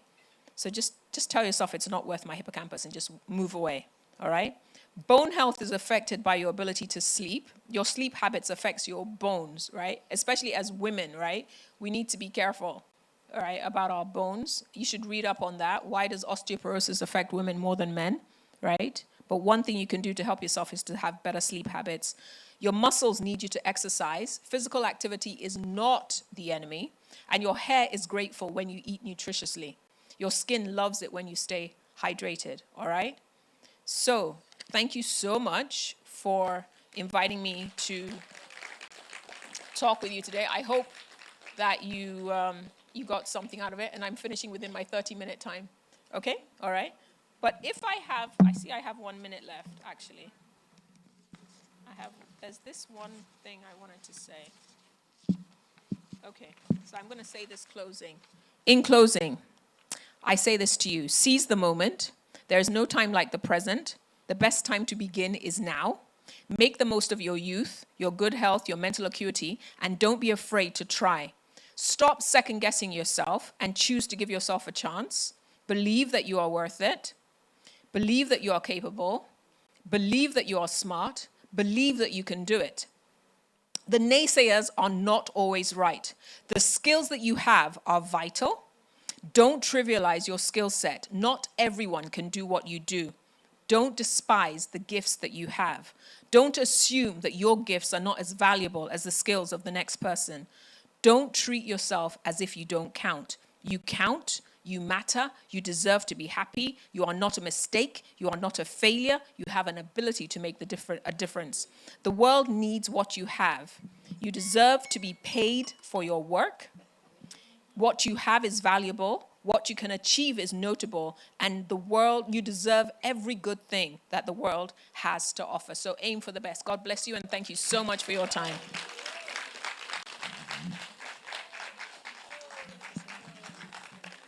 I don't think that does justice. Come on, a resounding applause. If you know that you're worth it, you're capable, you deserve the best, you will clap harder than that. Come on, do better. Thank you so much, Mrs. Olubumi Aboderin Talabi. This was such an insightful session that I almost got carried away. I wanted to carry my bag and just go home and think about my life. Thank God I remembered I'm the MCU. If not, you would have gone to Oshodi to look for me. It was so insightful. Who else thinks that was very insightful? Oh my goodness. You see that last part? I wanted to start crying, but then I looked around, there was no tissue, so I'm like, nah. I'll just save the tears for when I get home, you know.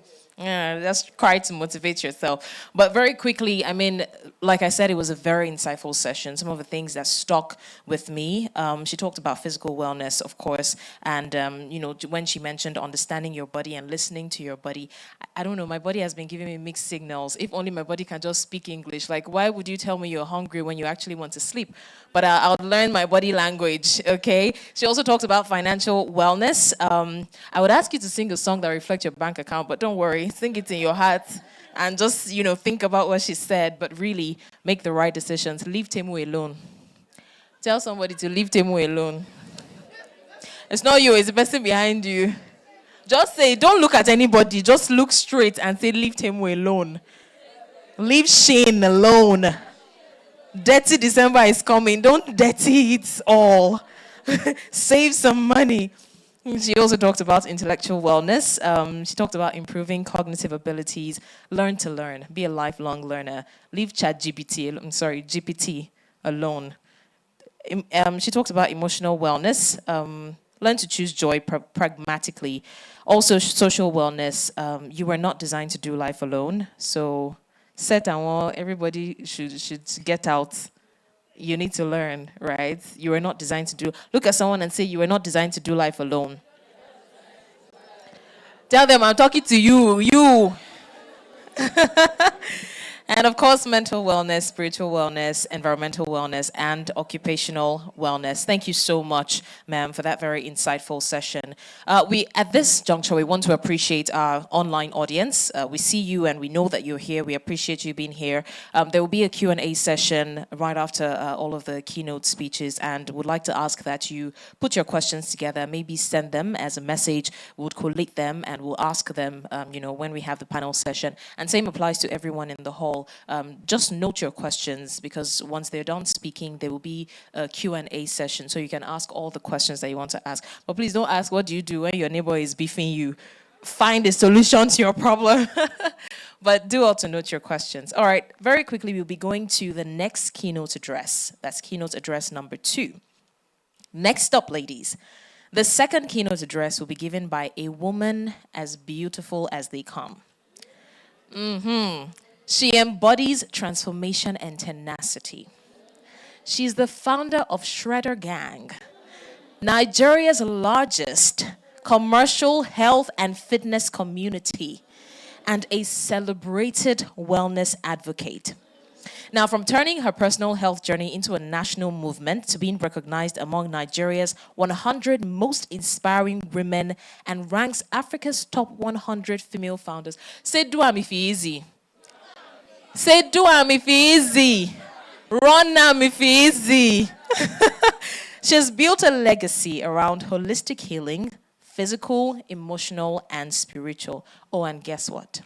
She is the mother of a 10-year-old author of one of the best-selling books in town. Ladies and gentlemen, this is the stellar. Are you sleeping? The stellar, brilliant, iconic, magnificent, trailblazing, electrifying Bumi George, aka J Booms. Please, a resounding applause as she comes up. Look at this swag. Don't stop clapping. This tease. Her grin is grinning. She's glowing. Thank you so much. Good evening, everyone.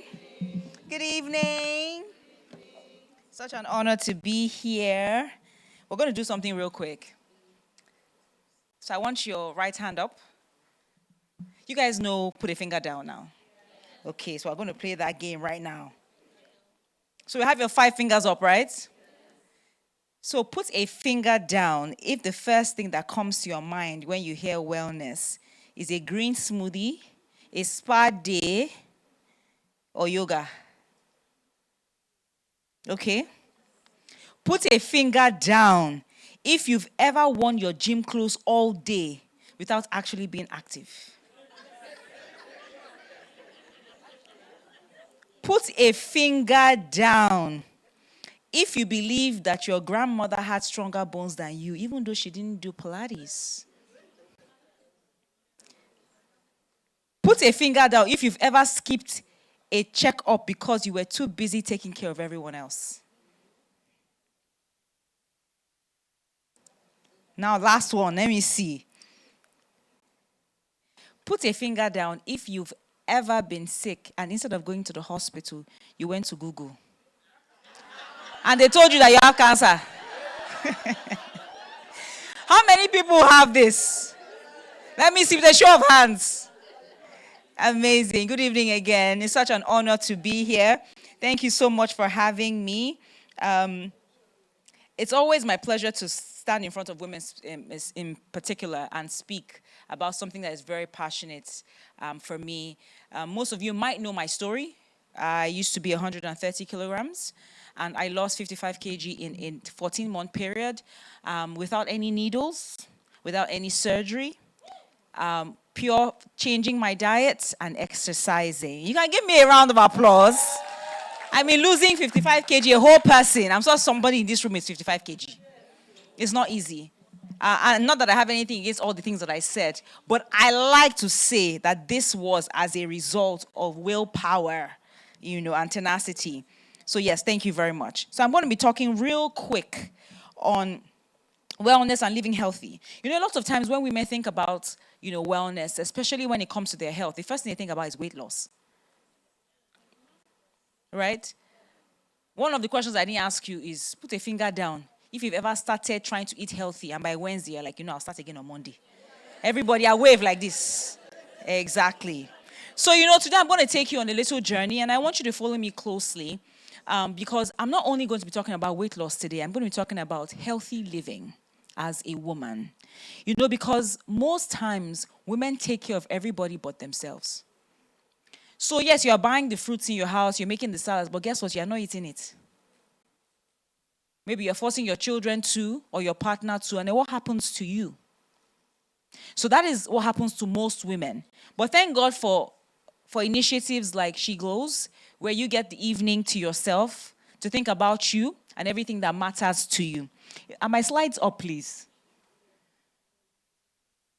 They're bringing it up. Okay, before they bring it up, let me ask you, what do you think is wellness? What do you think is a healthy lifestyle?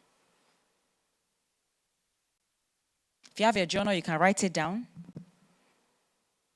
But do you know that WHO actually describes a healthy lifestyle as a state of complete physical, mental, social well-being, not simply the absence of disease?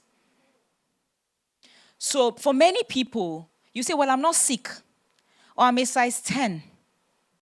I'm not, quote unquote, fat.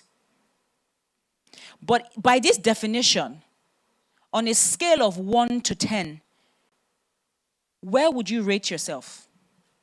If your body was to send you an email right now, what would it say? Some of you say management meeting. Now, pa, pa, pa. Management meeting. Healthy living is about taking responsibility for the decisions that you make. Thank you so much, Mrs. Bumi, for already talking about that.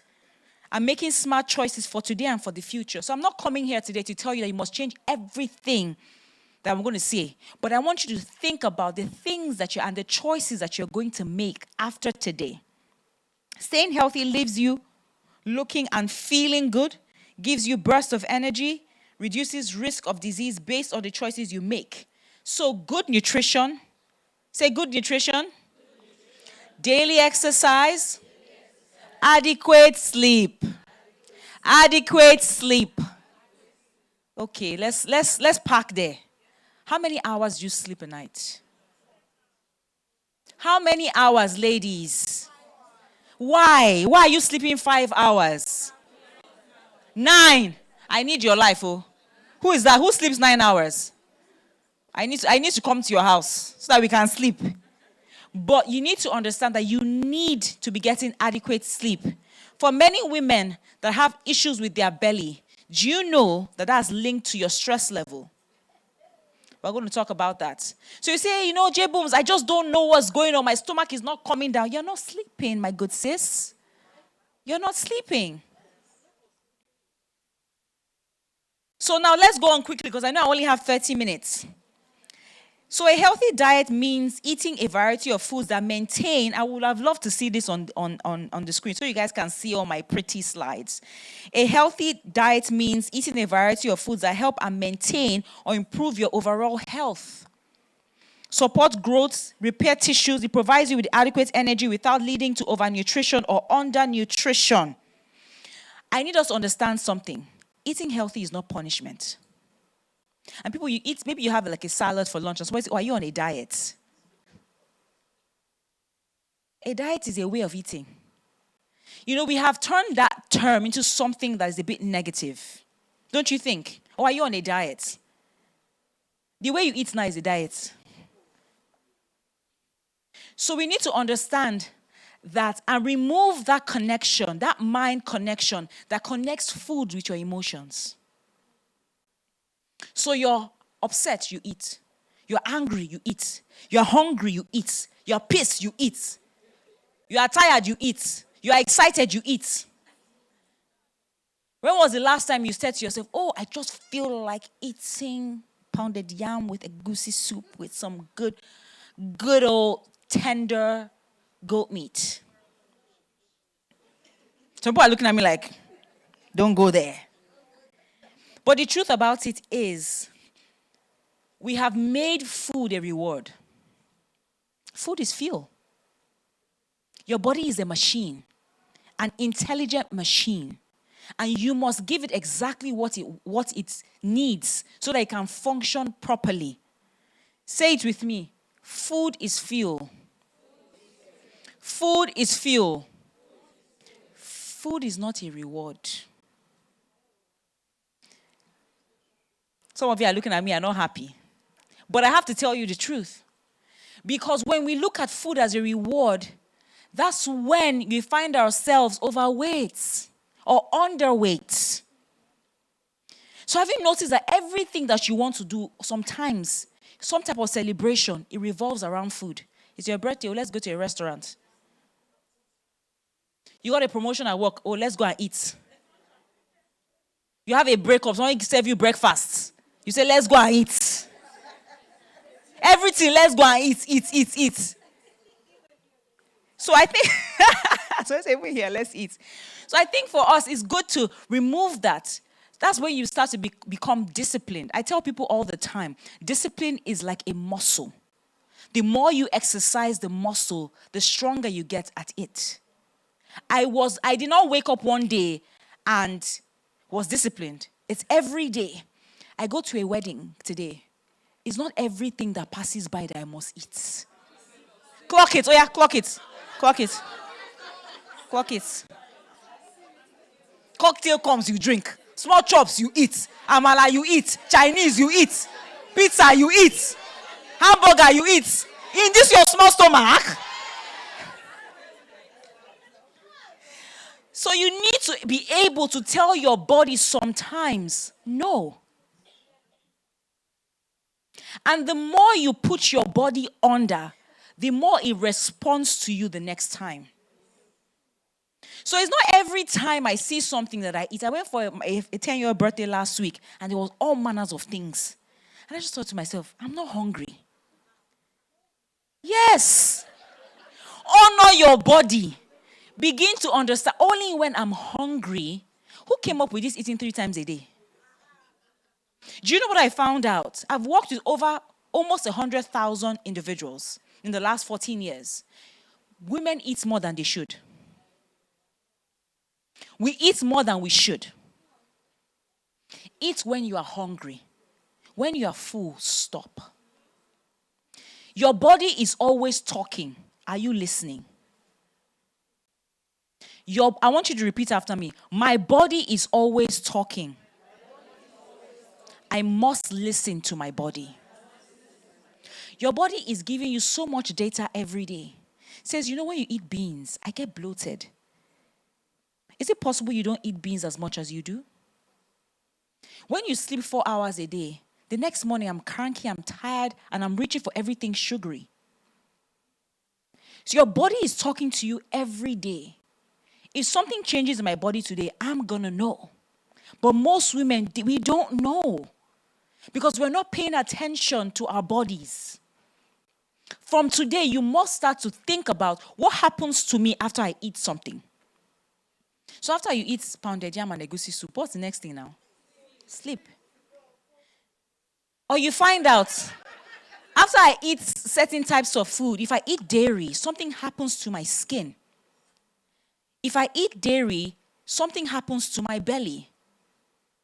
My belly is growling. And every day you drink thick tea. You know what that tea is? 5 spoons of Milo, 4 spoons of milk, 7 spoons of sugar. And we say, Jebums, I've not eaten much today. Oh. I just drank tea. I call it thick tea. Are you with me? Many of us, we don't drink water. Okay, let's go. Let's go to the next slide. A healthy foundation. 75% of your body weight is made up of water. This is wrong. It's not 60. You need to complete every single body function. How many of you say, Jebus, I don't like water? Who are the people that don't like water in the room? Please raise your hand because we are ready to help you today. Deliverance is here. There are like 5 people. Okay. Only what? Tea. So you drink that thick tea. Okay. If you don't get enough water, you become dehydrated. Several cases of dehydration can cause dizziness, confusion, and even seizures. So, based off of where you are in your life and where you work, your lifestyle indicates how much water you're supposed to drink. We'll say we've heard you're supposed to drink 8 glasses of water in a day, but that's actually not really adequate for some people. For instance, we had a pregnant woman here. 8 glasses of water is not sufficient for her in a whole day. Imagine you walk in, so your office now, your office is air conditioned, right? You're probably in front of a computer, some people in the room for most part of your day. Can you compare your water intake to the person who is selling gala in traffic? Who is going to be drinking more water? Exactly. So depending on you and your lifestyle, that shows how much water you should be drinking. So, I want to go quickly. If you don't like water, I want to introduce to you fruit-infused water. Do I have a slide for that? I removed some slides today because I was trying to make it shorter. I wish I didn't remove that one. So you have a bottle of water, you put any fruit you like. Pineapple, watermelon, lemon, mint, and put it overnight. It changes the taste. So those of you who don't like water, fruit-infused water will be good for you. Next slide, please. So like I said, food is medicine. Food is the food that you are eating. A healthy diet nourishes the body and supports healing, while an unhealthy diet choice can contribute to illness. Nutritious eating is one of the most powerful tools for preventing, managing, and even reversing chronic diseases.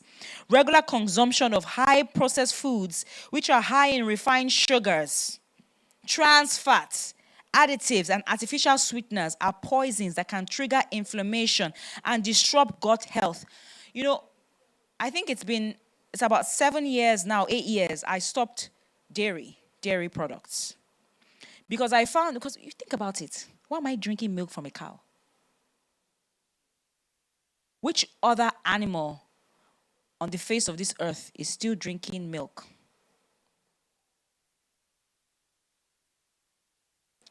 Which? A cat. A kitten. No, that's false. That's from cartoons. You can't give a grown cat milk to drink. It's going to ask for food.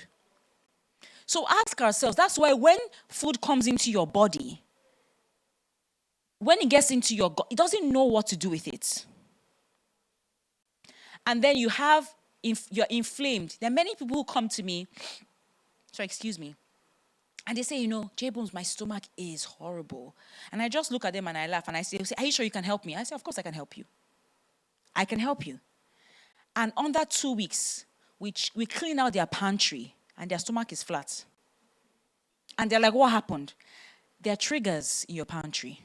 See, sugar, artificial sugar, very, very, very bad for you. Dairy, extremely bad for you. Now, I'm not saying that you must eliminate it 100%, but you need to reduce it significantly. I like to call something the 80-20 rule. 80% of the time you're clean, and 20% you have to indulge in the things that you like. So do I have occasional Hans and Renee ice cream? Yes. Once in a while I do. But you won't find me there every Sunday. Maybe every 6 weeks, every 8 weeks, depending on how I'm feeling, right? So I want you to understand that I'm not asking you to change everything all of a sudden. I'm asking you to start to think about the choices that you make on a daily basis. So you see the small chops that we have. How many of us have small chops more than once a week? Let's just cast ourselves now. More than once. How many of us have you see, I think especially with women in the corporate environment, I find that most of them love Coke. Do you know why? Because you're stressed. Clock it, right? You're stressed, that's why. So I find that a lot of them, once you can begin to reduce your stress level, begin to find things that you like to do. Have a spa day, take a walk, read, do something that you enjoy. When your stress level starts to come down, your consumption of these things like high sugar, high salt, high sodium foods, it starts to reduce. You see that you're not looking to grab them that as often as you usually would. So it's linked to your stress level. So quickly, do you know how many fruits and vegetables we're supposed to have? Don't put up the next slide yet. Do you know how many servings of fruits and vegetables you're supposed to have in a day?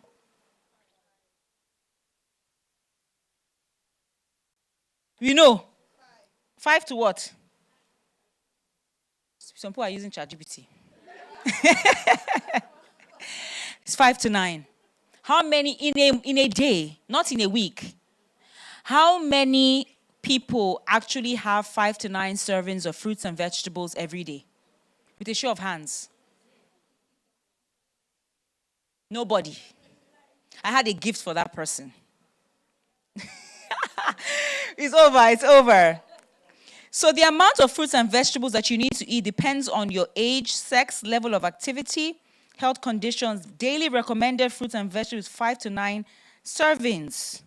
Now, you may be wondering how am I going to do this? The fastest and easiest way is through a smoothie.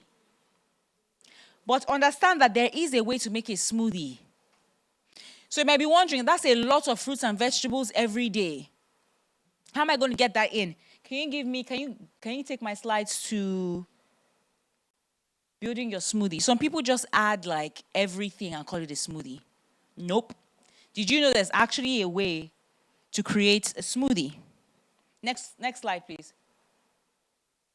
You can take your phone out and take a picture of that. So let's talk about this real quick. This is how you build a smoothie.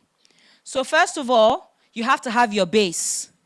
So it's either water, coconut water, almond milk, some type of nut milk, fresh juice. Number 2, you choose your fruit.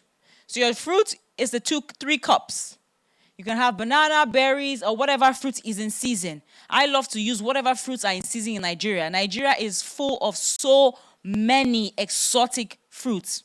So you can choose, you can use half a cup for maybe a variety of them, but you should have 3 cups of a fruit.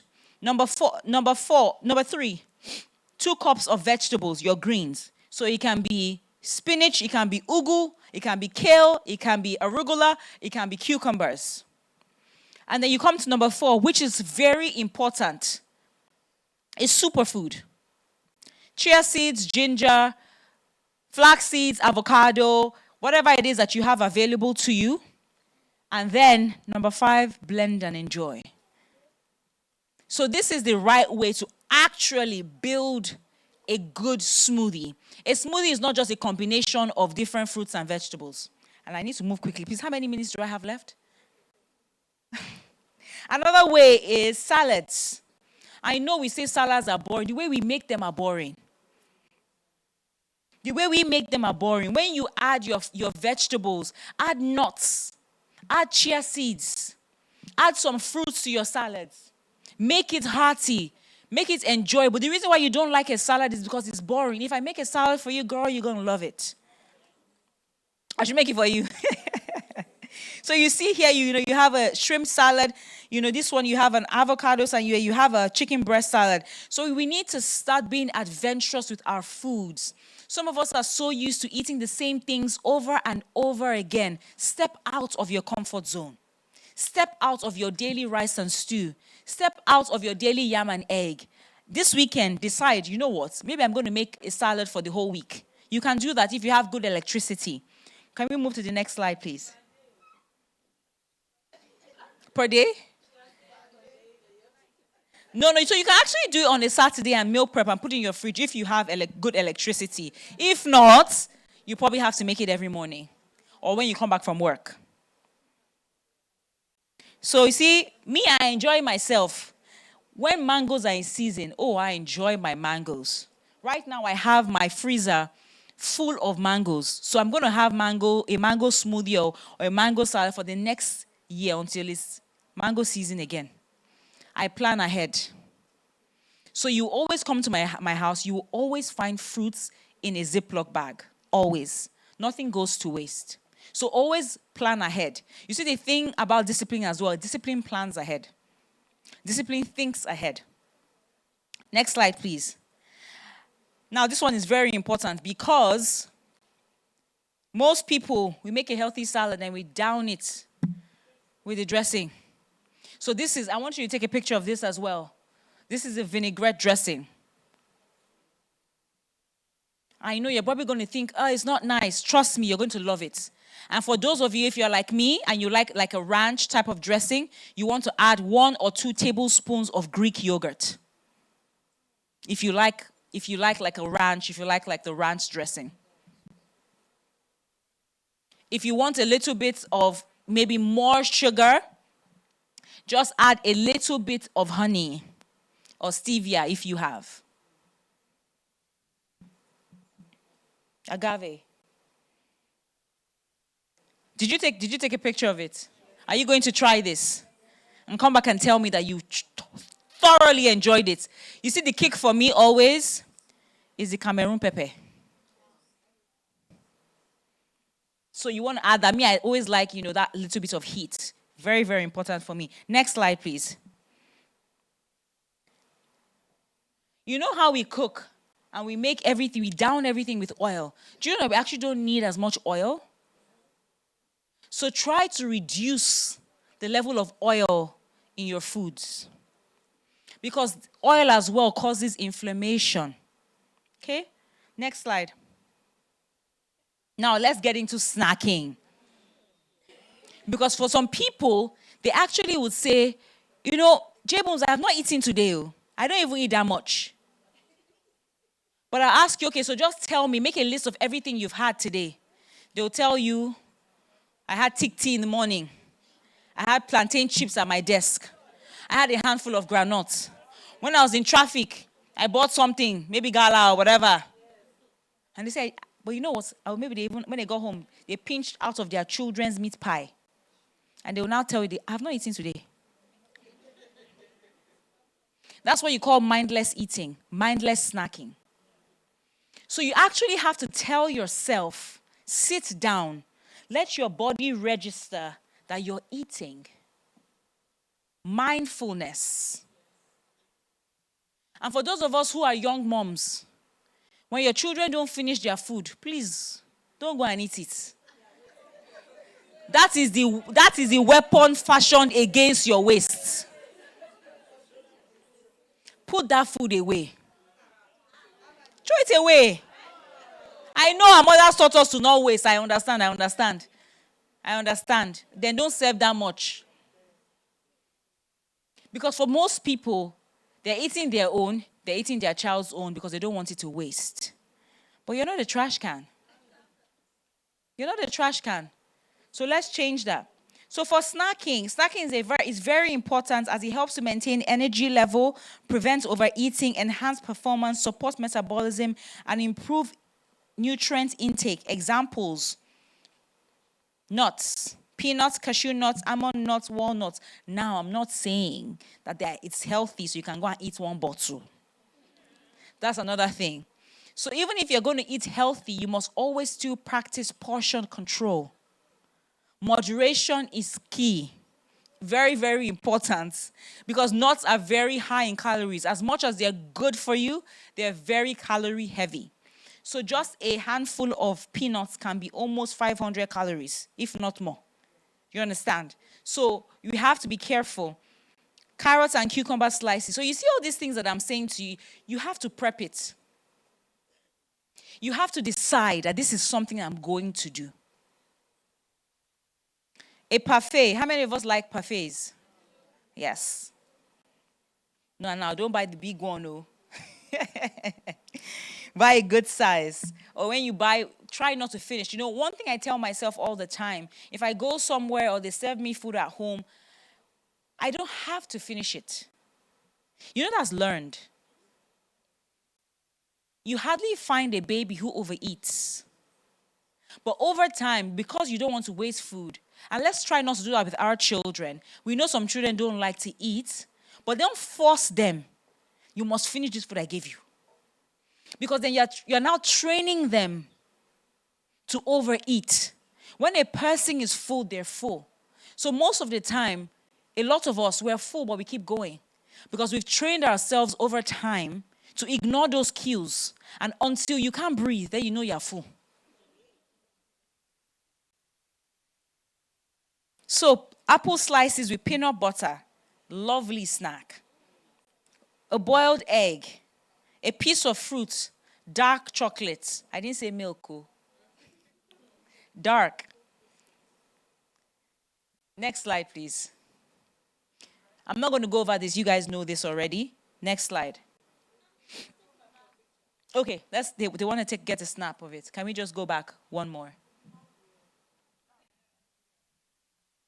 So this is a very good snack for you. And thankfully, we have a lot of vendors in Lagos now that sell parfaits, so you're good. Am I helping someone? Yes.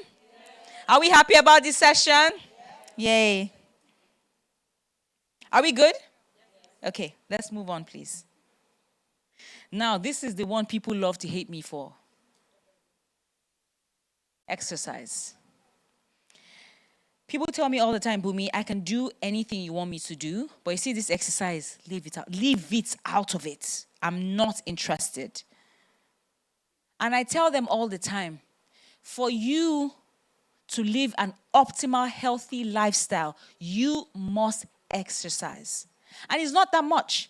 In order to remain healthy, all you need is 25 to 35 minutes of exercise 4 days a week. Is that so much, guys?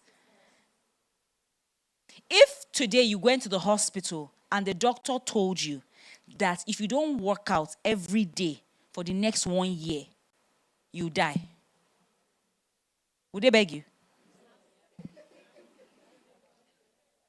Would they beg you to exercise? Nobody will beg you. 6 o'clock, you are, In fact, 4:30, you've gotten up from your bed. You've set out your trainers, your workout gear, everything the night before.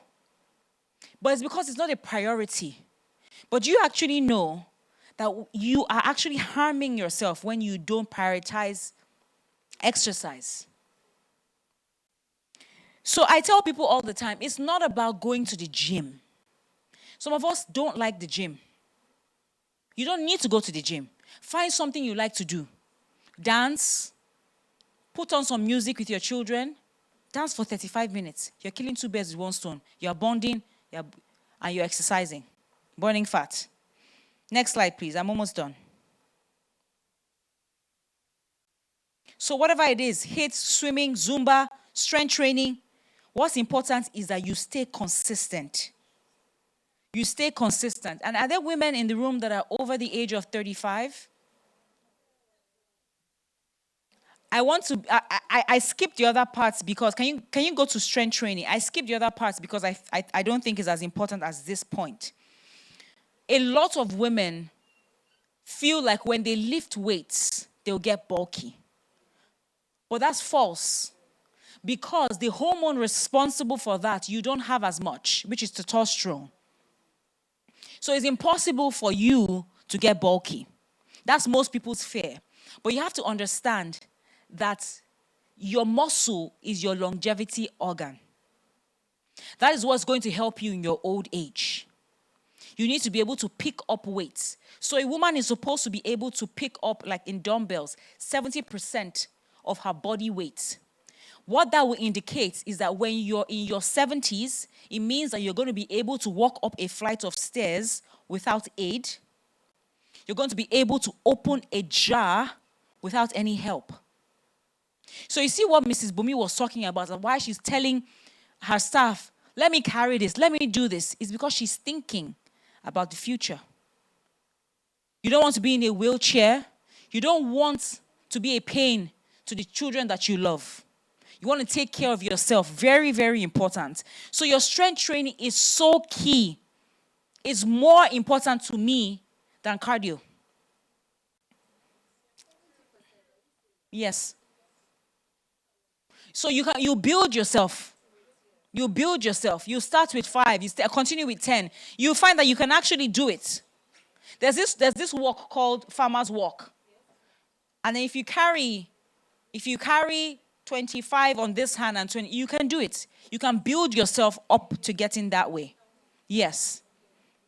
So why should you strength train? Why is it so important for you? It helps you increase your muscle mass. Muscle mass naturally decreases with age, but strength training helps reverse the trend. Stronger bones, joint flexibility. Strength training makes you stronger and fitter. It protects your bone health and muscle mass. Strength training helps to keep the weight off for good. I do strength training 4 times a week. In fact, every time I go to the gym, I'm doing strength training most of the time. I just do my cardio as a warm-up, and that's it. So why is exercise important for you? And why must you start to add it to your lifestyle? It controls your weight. It combats health conditions and diseases. It improves your mood. It gives you bursts of energy. You have better sleep. It puts the spark back into your sex life. And it helps relieve stress and helps you unwind. Remember, can we go to the last slide, please? Remember, the goal is not to lose weight only, but to live a sustainable lifestyle. Thank you very much.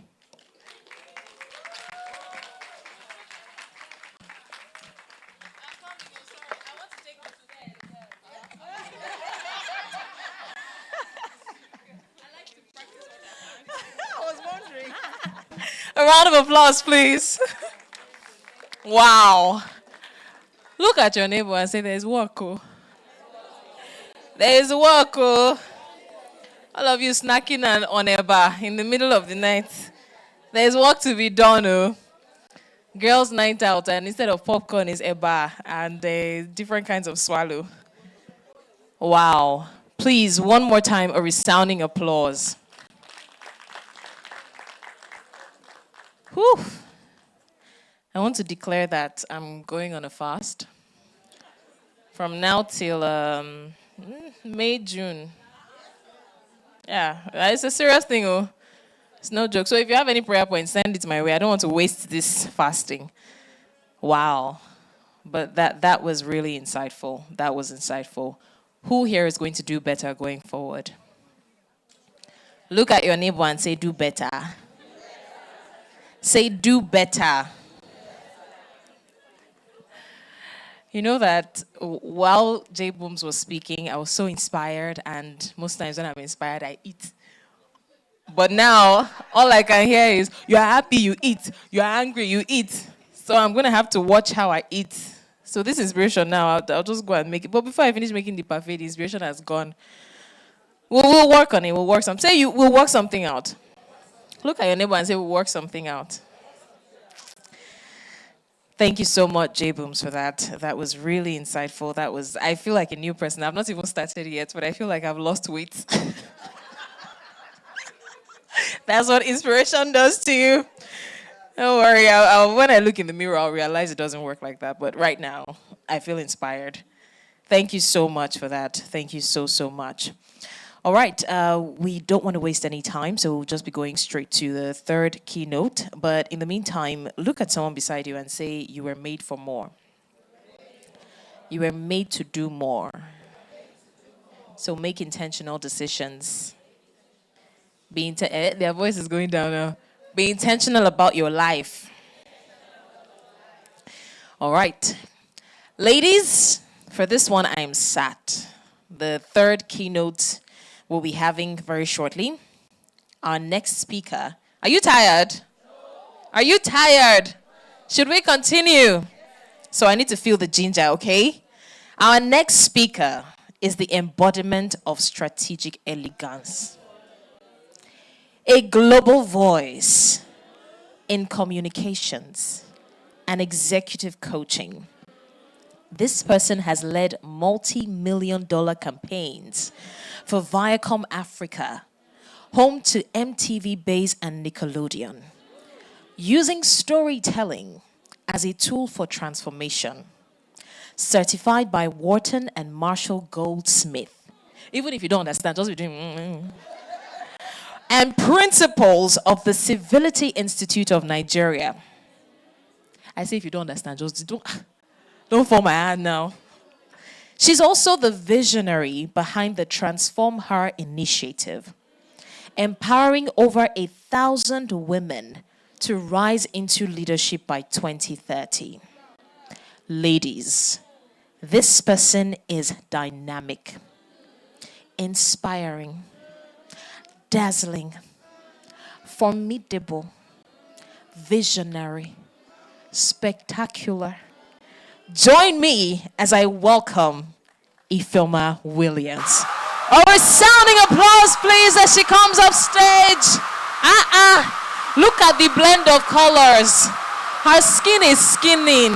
The color is matching. She's shining. She's dazzling. Please, a resounding applause for her. Thank you. Okay, that's what happened. It's a little cold. So, good afternoon, beautiful women of SHEglows. Radiant, ambitious, most important, full of light. I want to start by thanking the visionary Mrs. Bella Disu for, yes, she deserves a round of applause. What she has done is she has curated a sacred space where brilliance and balance coexist. So a lot of the times as women, we don't realize our power. We don't realize who it is that we are. And that's how come some women and men have helped us, right? By giving us definitions, words, phrases like executive presence, right? I've coached executive presence for the last, I would say, 17 years now. And it is the X factor in leadership. So what is executive presence? Anyone want to try?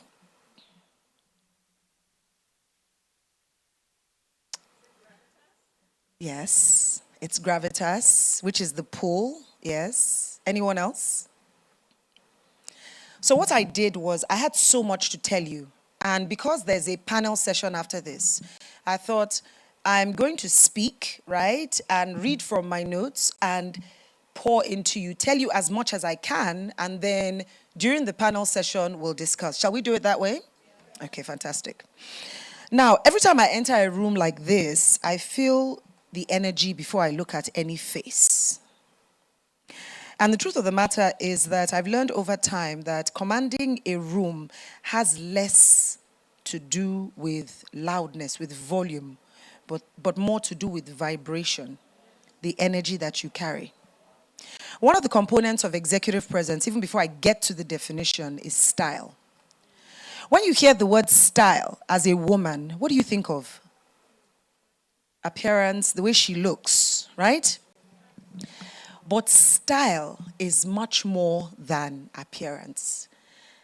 Your style is your conveyance of that aura of distinction that is hard to define but easy to recognize.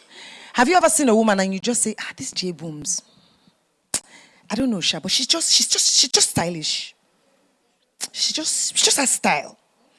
There's just something, apart from the buffs, there's just, then you start doing this, there's something. There's just something about her. I don't know. I don't even know what's the word I'm looking for, but there's something, style. And more than the appearance, right, is the energy she brings with it. Is the vibration. You know, there's some people who come into your space immediately and you are tired. They just drain, sap you. Then by the time they start to speak, in fact, you feel like praying for them. What's the problem? After like 20 minutes of talking to this person, whether in person or on the phone, you just say, Abba Father, I praise, I just glorify you, Lord. People have worse problems than me. Let me just be thanking God. My own is not as bad bad. Energy sappers. So let's go to the definition of executive presence. Two things we're going to define today before we move on. One is effective communication, because the style, the substance, the character, all of these being pillars of executive presence, if you do not communicate them effectively, then what's the point? So effective communication, I'll tell you a short story. My now 23-year-old son, when he was 2, he stood in front of the TV, right? And my husband is a bit of an English speaker. So my son stood in front of the TV and put his finger up his nose. And my husband is watching Chelsea match, Champions League, I think it was that year. And my husband says to my son, Sebastian, your father's not a glassmaker. Can you move? I'm trying to watch TV. And Sebastian, who has a Calabar nanny, had not started talking well, stood like this. And my husband said, Sebastian, I'm trying to talk to you, you're not listening. Your father's not a glassmaker, you're not transparent, I'm trying to watch TV. Can you move? And Sebastian stands like this with the pampers. And I'm coming from the kitchen with a tray, and I said, come on, leave there. And Sebastian moves. My husband said, my God, Ify, how did you do that? I said, it's effective communication. I looked at my audience, and I thought of the best way to reach this audience. It happens every day in life. You cannot go and start speaking Mandarin to French children, even if you do that, and expect that they understand. That is the way it is with life, with your constituents, with your audience, with your co-workers, with your fellow. What energy, how are you communicating who it is that you say you are, or that you want to be known as?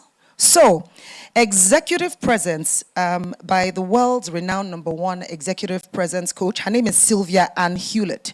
She says, it is executive presence, and no man or woman attains a top position, lands an extraordinary deal, or develops a significant following without this heady combination of confidence, poise, and authenticity that convinces the rest of us that we are in the presence of someone who is the real deal.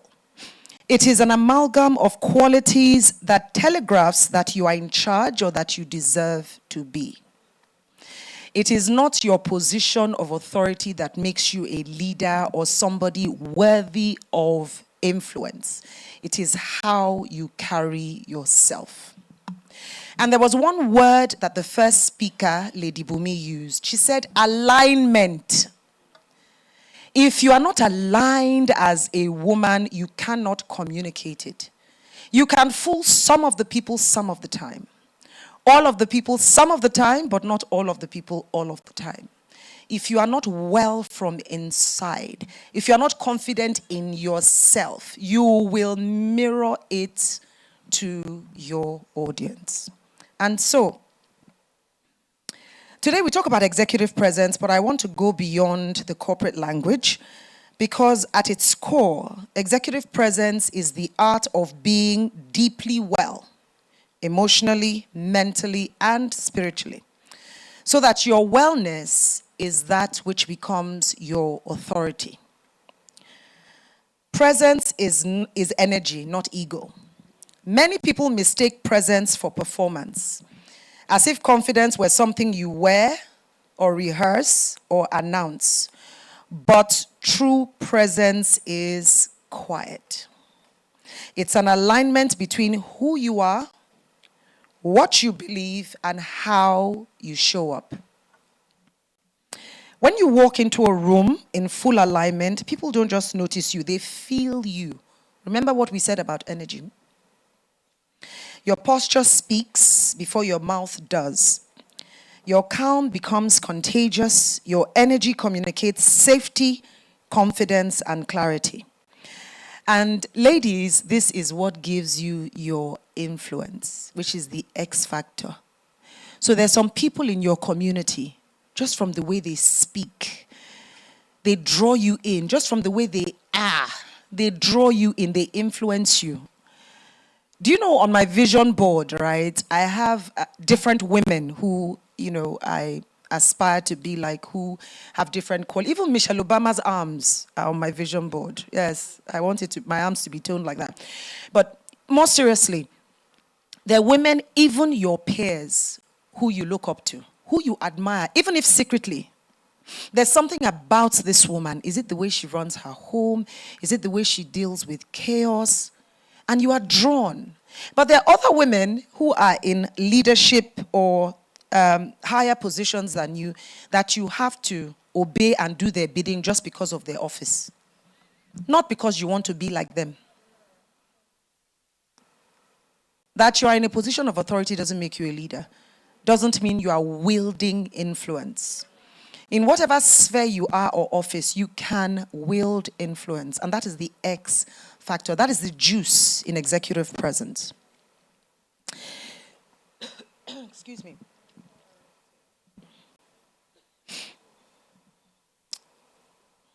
It is not fear, not title, not power, but authentic alignment of all of these pillars that is executive presence. So when you prepare for your next meeting, your next presentation, or your next promotion, don't ask, what will I say? Ask, what energy will I bring into the room? What will I radiate when I get into that room? You know, Maya Angelou, the late American poet, said, people will forget what you say. People will forget what you did, but people will never forget how you make them feel. What energy do you carry with you? Are you constantly frowning in a bid to pose? I know people who even change their accent to command authority. Then they bend their mouth to one side like they have a partial stroke. All in the name of I'm commanding authority. I speak in a particular way because of authority. Look like you have a facial palsy. What's the problem? Even with all the character and all the substance, you are communicating another thing. Relax. You just see them in a business, even when they just say to yourself, I beg you. This one is too much, Joe. Have you seen some people when they are reading out their bio? Say, relax, so you look constipated. So, there are 4 pillars of commanding presence. And therefore, these are 4 anchors I teach leaders and executives across Africa, across the world. And I believe that they belong in the toolkit of every SHEglows woman. The first is character. It's the core of your influence. Influence built without integrity is a mirage. Your word, your reliability, your steadiness, that's what people remember when you leave the room. Every time you honor a commitment, you strengthen your credibility capital. The next thing is your substance, the weight of your mind. Executive presence without competence is decoration. You need to master your craft so deeply that when you speak, it drips with insight. You need to read as women. The illiterate of the 21st century is not the man who cannot read or write. It's the man who does not read and is unwilling to learn, unlearn, and relearn. Do not be afraid of being the smartest voice in the room. Just make sure your brilliance serves, not intimidates. As for style, I already gave you my definition. It's the expression of your authentic self. See, even if you were a twin, identical twin, your twin won't have your thumbprint. You are uniquely you. And dimming your light does not serve this world. You see, where I'm going, you can even see I've started it with this dress. Where I'm headed, if you can't take it, wear bones. My light is about to blind. And guess what? I'm doing it to serve, not to intimidate, not to oppress. Because guess what? Every single person in this world came with a particular gift. And the plan is to die empty. Serve the world with your gift, not intimidate. And remember, the look, the posture and all, not the stroke pose. So style is not vanity. Remember that. It's visibility. It's how your inner world introduces itself to the outer one. Dress like the future you've already decided to inhabit. But remember, your truest style is your energy. No couture or designer can replicate that. Remember what style is. It's that conveyance, as I said, of an aura of distinction. As hard as it is to define, it's easy to recognize. Resonance, your emotional connection. Presence without empathy is performance. Resonance means that people don't just hear you, they feel seen by you. The next time you are having a conversation with another person, whoever that person is, actually listen. Don't just hear. You know, hear, if these two things are working, then you hear. But listening means you collect the sound with this. It goes in here, you actually process. You know, have you ever been in a conversation with someone and they say, have you finished? Have you finished? Can I talk now? They didn't hear a word of what you were saying. Don't be that person. Just say, have you finished? They say, continue. I'm listening now. Shepi, I'm here, I'm listening. I'm continue. Have you finished? J Booms, have you finished? Have you finished? Can I talk now? They were not listening to nothing. And so remember that leaders who master resonance don't speak to impress, they speak to connect. So what's the wellness connection here? We often talk about executive presence in the same breath as power dressing or as speaking with authority. But the secret that nobody tells us is you cannot command a room that you are too exhausted to stand in. If you are tired or tired looking, you can't command the room.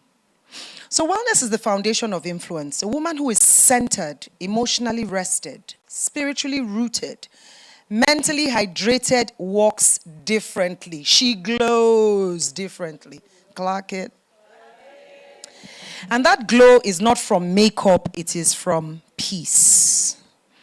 So before you reach for the next corporate milestone, reach first for wholeness.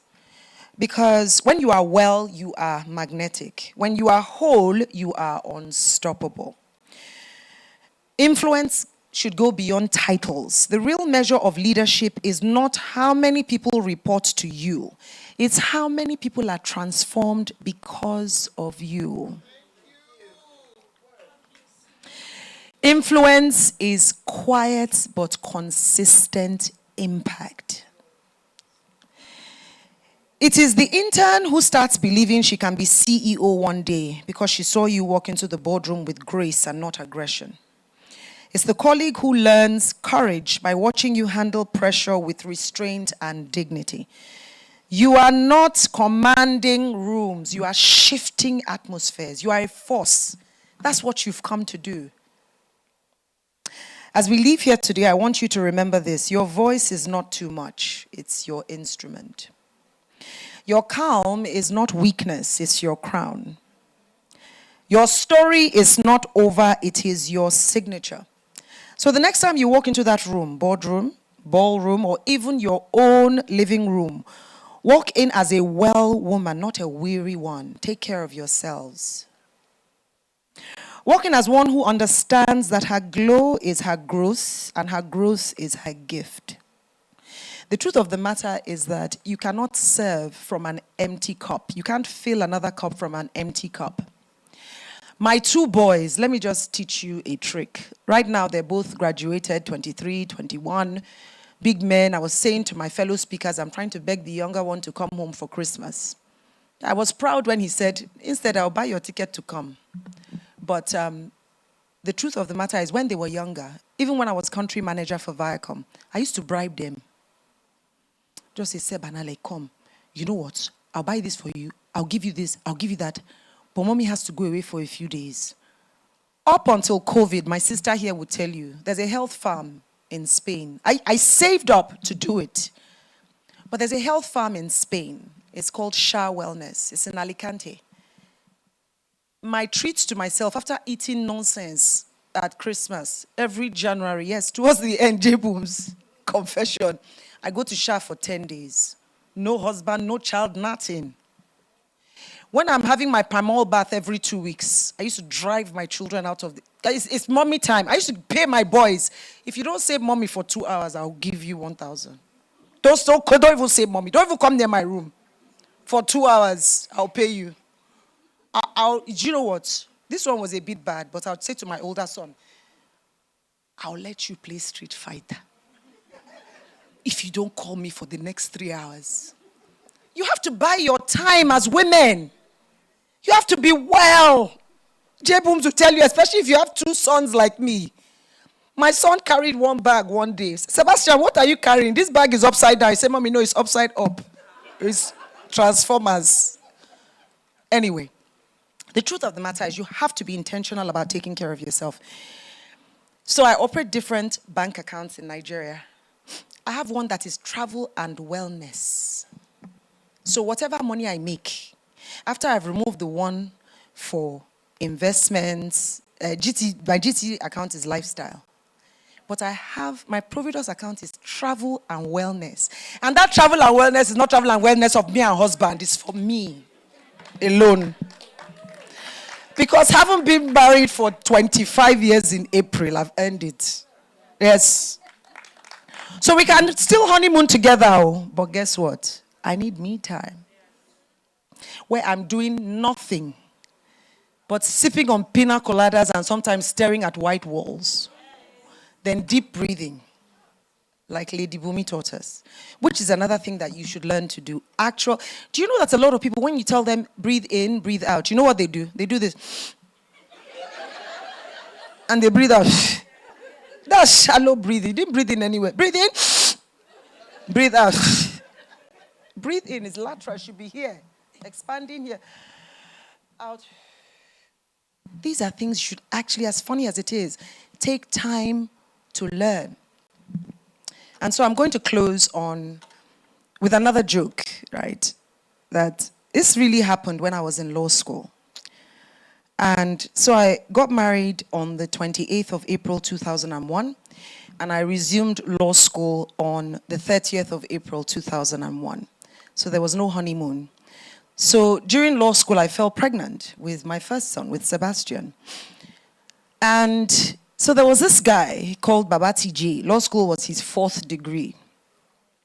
And so he would see me. For those who understand Yoruba, he would say, William, skill on she. I say, Babati J, I'm reading.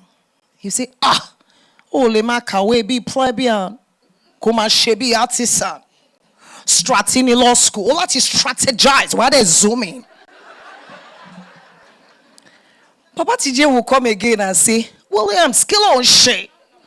About you near now, you're stressing the fetus. You're pregnant, you're stressing the fetus. I told you can't be reading like this. Stratini law school, that is strategize. Why they zooming?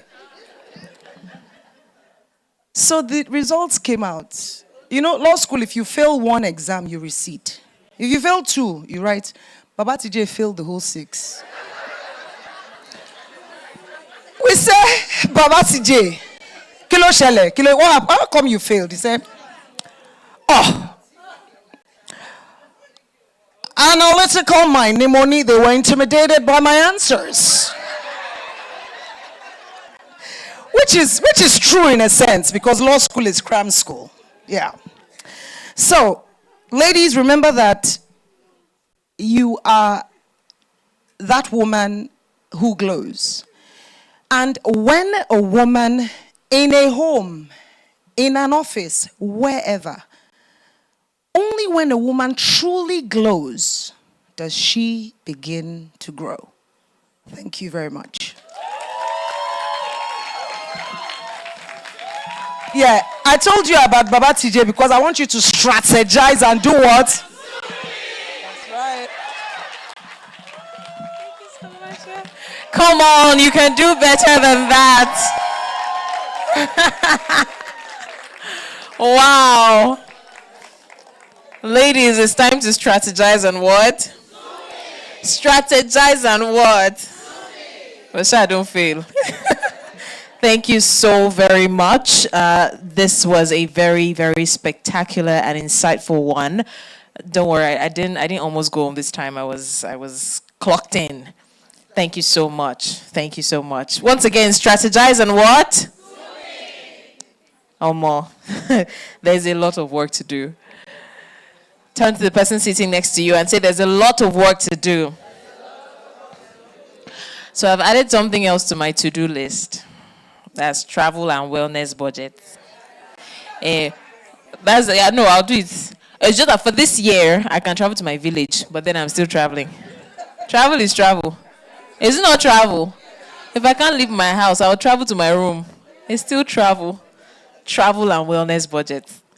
Thank you so much for that. Wow. Look at someone say, wow. Wow. And this time it's not about looking good, it's reflection. Look within. All right, ladies, we're about to go straight to the panel discussion. And I'm sure that you have questions, burning questions already. And of course, we haven't forgotten our online audience. So please, if you have your questions, I'm expecting that we have them by now. But if we don't, please do well to send them to someone and then they'll send it over to me and we'll ask the questions. But in the meantime, please permit me to bring back the amazing ladies who just opened our minds to a whole new world. And if I speak for you, when I call them out, you will give a resounding applause, like a thunderous applause. I want your applause to deafen my ears, okay? So please join me as I bring back upstage Dr. Olubumi Aboderi Talabi. Keep clapping. I would also like to bring on stage Mrs. Bumi George, aka J Booms. You're not clapping well enough. Come on, you can do better than that. And of course, the ever delectable Mrs. Ifeoma Williams. Please, a round of applause. Come on, put your hands together anywhere. Put your hands together. All right, very quickly, we'll be taking questions from the audience. So if you have questions, we'll pass the mic around. We'll take about 2, 3 to 4 questions from the audience. And please, when you want to ask your questions, say your name and who the question is directed at, so it will be easier to answer. So we'll take questions from the audience now. Then right after, we'll also take questions from our online audience. So it's time to ask your questions. If you have your questions, just signify by a wave of hand. I'll bring the microphone to you.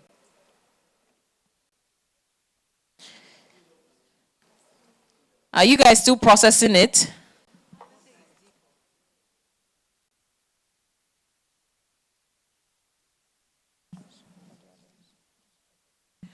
All right, if you don't want to ask your questions, you can write them down and send it over to me. But please, if you have questions, please raise your hand, because once we're done taking questions from here, we'll go straight to the online audience.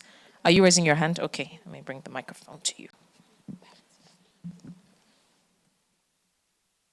They say take longer steps. Thank you. My name is Taiwo Odewale. I want to direct this question to Mrs. Bumi George concerning wellness, healthy living. I have 2 questions. One of the questions is, you talk about taking enough water and working on our big belly. So what I want to ask about that is, I don't know, maybe I'm the one thinking this way. You know, naturally for some women or ladies growing up, some of us have a big belly naturally. I don't know if that is due to stature, and along the way they find it hard to burn it down, even though they exercise, cuts off or cuts down on what it takes, their intakes. Then again, exercising at old age for older women, like lifting weights. When you say you want to lift some weights, what about people that have maybe medical issue, like maybe lumbar back pain, Can they still go ahead and exercise? Thank you very much. We're giggling, but those are very important questions. So the first thing that you said was, for those of us who, from a young age, found that they had big bellies, it's just like, when we talk about big bones, oh, she's just big bone. That's a myth. Have you seen the bones of somebody who is big boned? We all have the same type of bones. However, we all come with different body types, right? So there are mainly 3 different body types. And most of these women who you probably say are predisposed to having a bigger belly are the endomorphs, people like me, right? So people like us, it's very easy for us to gain weight. It's hard for us to lose weight. If we sniff cake, we gain 10 kg, right? Those are people like us. But when you identify that this is the sort of person that you are, and you know there are certain things that you must begin to eat as part of your lifestyle, there are certain things that you must start to reduce based off of your body type. For instance, sugar. I've spoken about it already. So one of the reasons why you have a big belly is because your gut is inflamed. So how do you reduce gut inflammation? It's based off of the type of foods that you eat.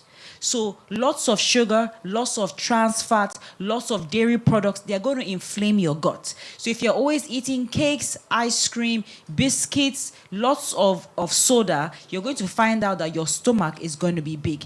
If you're also not exercising and you're not handling your stress level, because the stress hormone cortisol, if you're stressed, it's going to release that in your body. Do you understand? You're going to have a bigger belly. It's going to be harder for you to lose the weight around your midsection.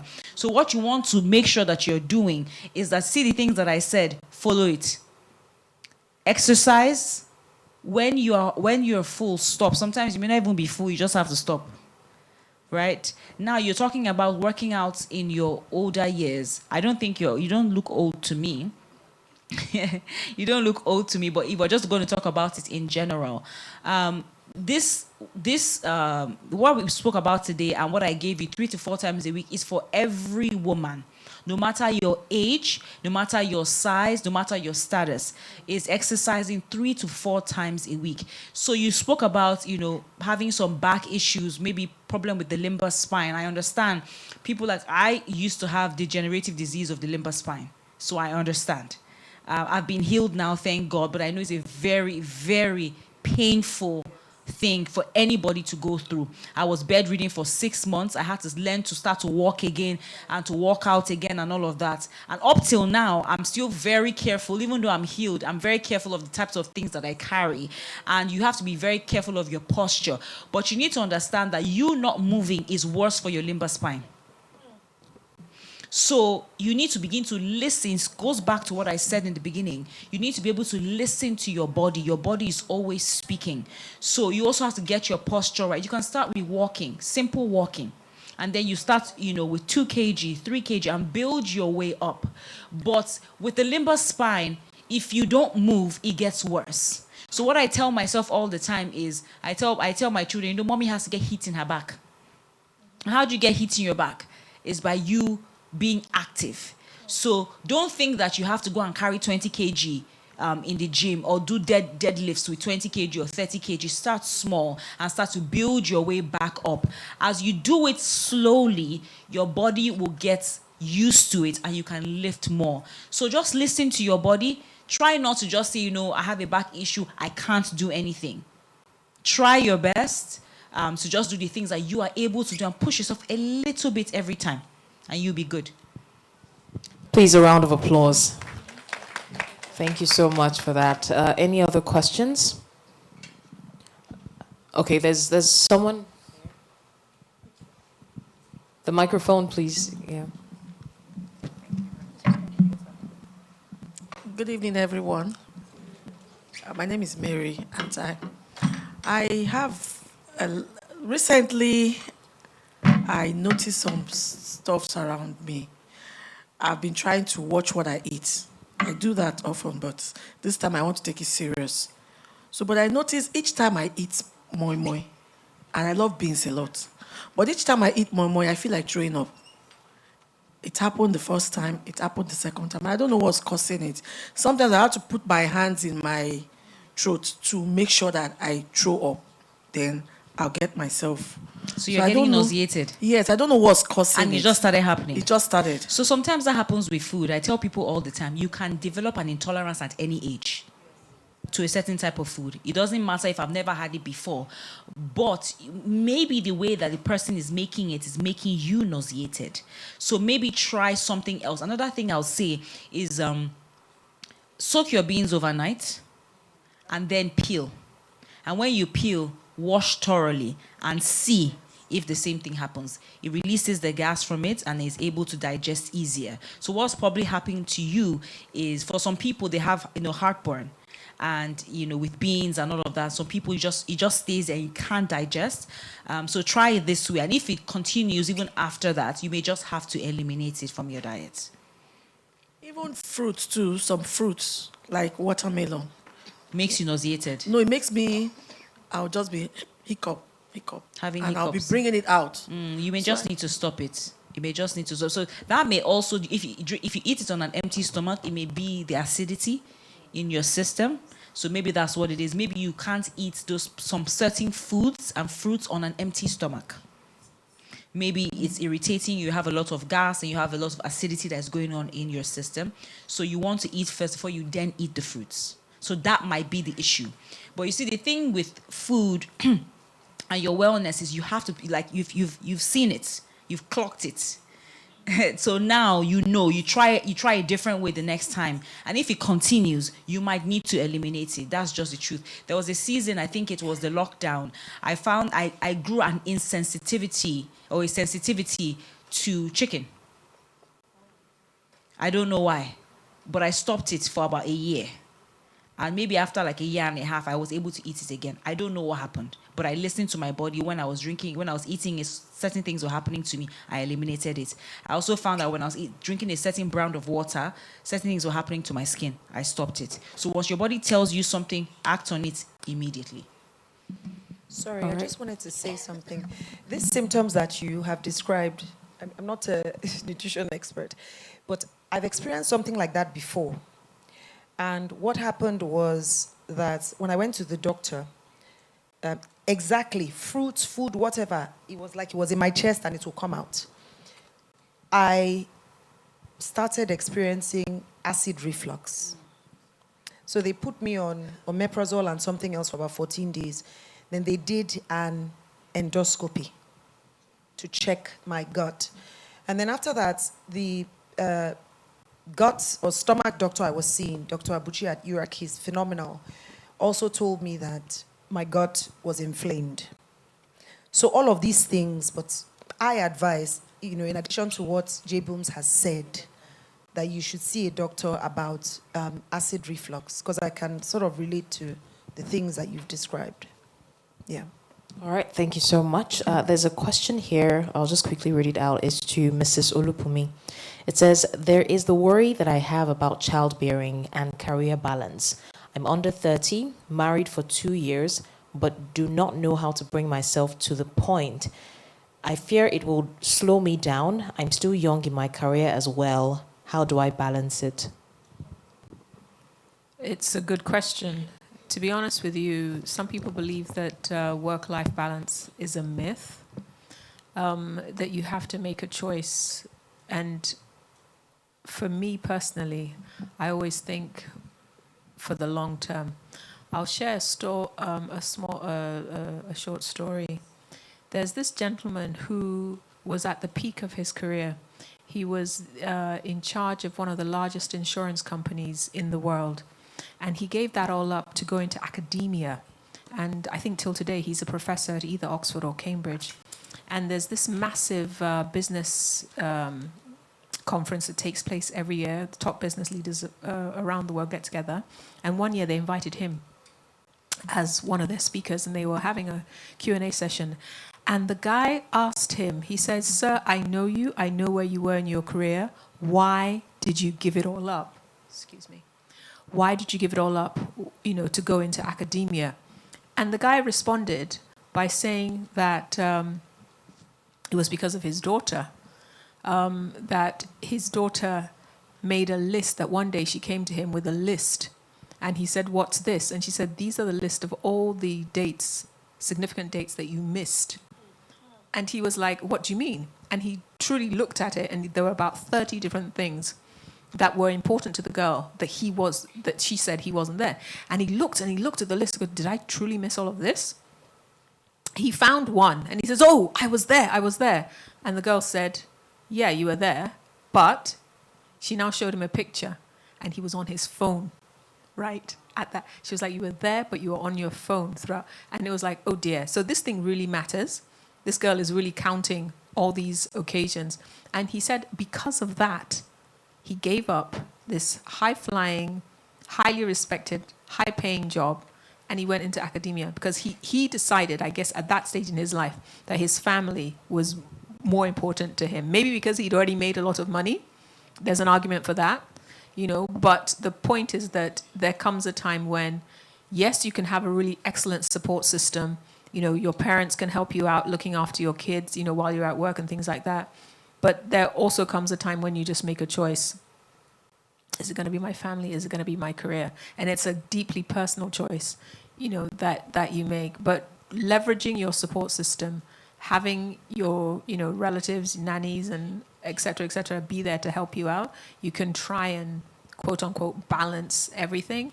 But at the end of the day, I think the choice is deeply personal, and you decide which way you want to go. Hope that helps. All right, please a round of applause. Thank you so much. I want to ask Mrs. Ifeoma Williams a question. I'm just playing the devil's advocate, all right? So when we talk about reflecting energy, some people find it hard balancing because, again, you see books that tell you read the room first and then let your energy match the energy in the room. So like energy for energy kind of thing. So how do you balance being your original self and being able to walk into a room, read the room, and then reflect the energy in that room? Because many people struggle with that, even in workplaces. You know, they don't want to come off as too playful or too aggressive or too, you know, so they're stuck in the middle. So reading the room is very key. You're correct. You can't go to a funeral and, I mean, imagine it's a young person and you enter and you're like, hello, and excitable. So you do need to read the room. But having said that, what a lot of people do is mirror. By mirroring, I mean they walk into, say it's a corporate or office setting, and everybody's in a room frowning or stiff. People walk in and imagine that I must mirror what is there. No. You can be light. You can be not effusive, but you can carry such bright warmth and energy that will even diffuse the tension in the room. So yes, there's a time and a place for everything. But when you walk into a room, what I do, first of all, is what's the occasion, right? You walk in there, and then I try to identify, do I know anyone, right? If I don't know anybody, I look at all of the faces very quickly. I decide who's the first person I want to, who's the most welcoming face here, right? And let's sort of try and match energies, even if the person's energy is not as high as mine.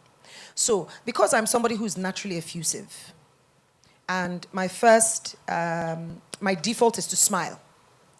If I walk into a room, right, no matter how corporate it is, I will smile. If you don't smile back, I'll smile harder. Because you must be a demon not to respond to a smile with at least loosening your face. Because you actually want to douse the tension a little bit. So indeed, read the room.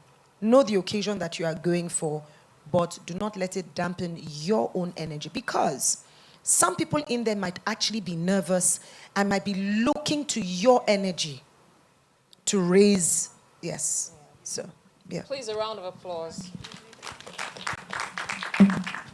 So this question is to Mrs. Bumi George. It says, ma'am, what's your take on supplements and where do they come in?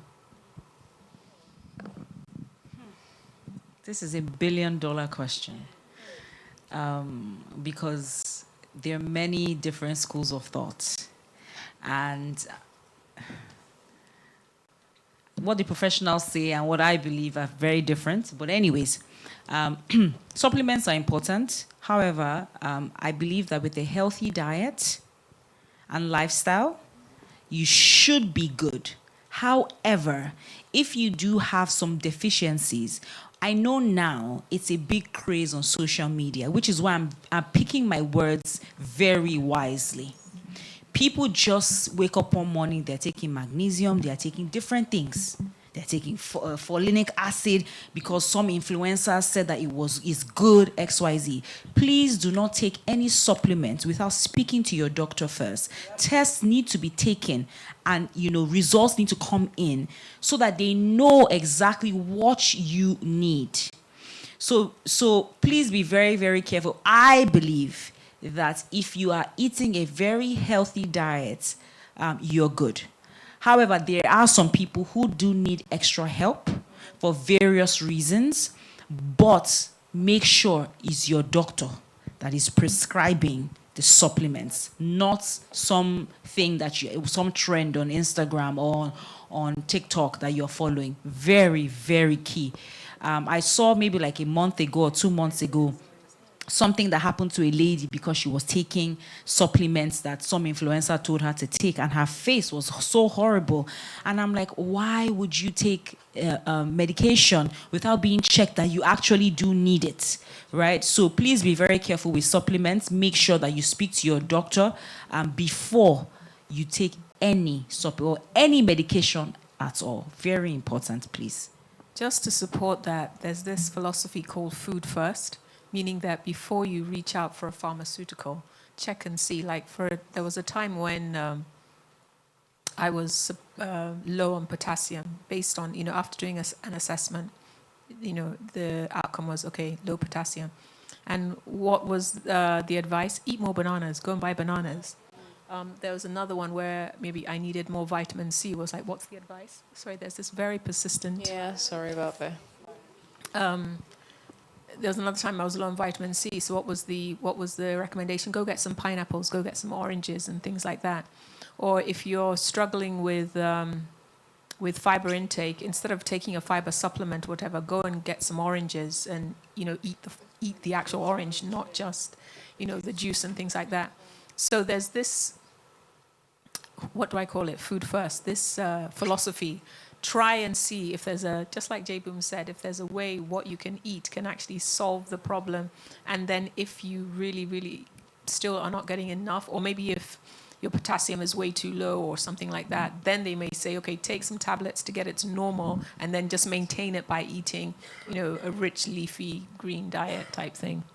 All right, thank you so much. I'm going to ask the last question because of our time. And I know this question is going to save Dr. Olubunmi a lot of stress because I'm sure a lot of people will troop in at the end of the event. So it's a question from the online audience. It says, can Mrs. Olubunmi share more light on the investment plan that has that high ROI?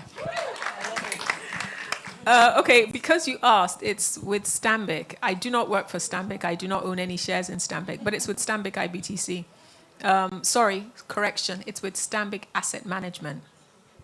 It's a money market fund that they have, and I am convinced that that's the one that's just if you can save a minimum of 5,000 naira every month or something like that with them, and you have access to those high interest rates. But of course, the account has rules. You can't withdraw more than a certain amount without notice and all of this kind of stuff. But yeah, for me, so far, so good. Yeah. I think everybody needs to say thank you to Oluwatobiloba. Say thank you, Oluwatobiloba. Because they caught that question. All right, I think we've come to the end of the panel session. So we would like to say a big thank you to our panelists, Dr. Olubunmi, Mrs. Bumi George, Mrs. Ifeoma Williams. Thank you so much. Can the photographers come forward? So they'll just have a quick photo session, all three of them. Thank you so much. Let's give them our special applause, the special one. At the count of 3. 3, 2, 1. And say thank you. It's been such an insightful one. Thank you so much. Amazing women, phenomenal women. Thank you so much.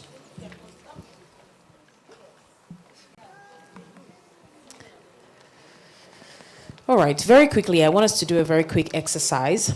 We don't need the microphone for this, but I want, if you're willing to speak, you can just raise your hand and say it. What is one thing or one word that you're leaving here with today? What has stuck with you so far? Is there anything? Because I know that it's not possible that you haven't learned anything. So what are you leaving here? Just choose one. Alignment. Selfishness. Okay, when you put it that way. Okay. Strategize and zoom in. That's it. What else? Style. Okay. What else? Different accounts. Yes, so travel. Let your brilliance serve, not intimidate. Don't be scared of being the most brilliant, but let it serve. Okay, anyone else? Sleep, oh, sleep. Your tummy will go down. I learned that one. I'll be sleeping for 5 days. Listen to your body. Your body is always speaking. Are you listening? If you know the hear God, how will you hear your body? All right, what else? Oh, yes, it's until you glow that you begin to grow. What else? All right, so can we just quickly say thank you to these phenomenal women? At the count of 3, just say thank you, phenomenal women. 3, 2, 1, go. Thank you, phenomenal women. Thank you so much. It's been such an insightful and impactful one. Yes, feel free to clap. All right, to close today's unforgettable event, ladies, please welcome a woman who embodies strategy. I like you didn't forget. A woman who embodies strategy, excellence, grace.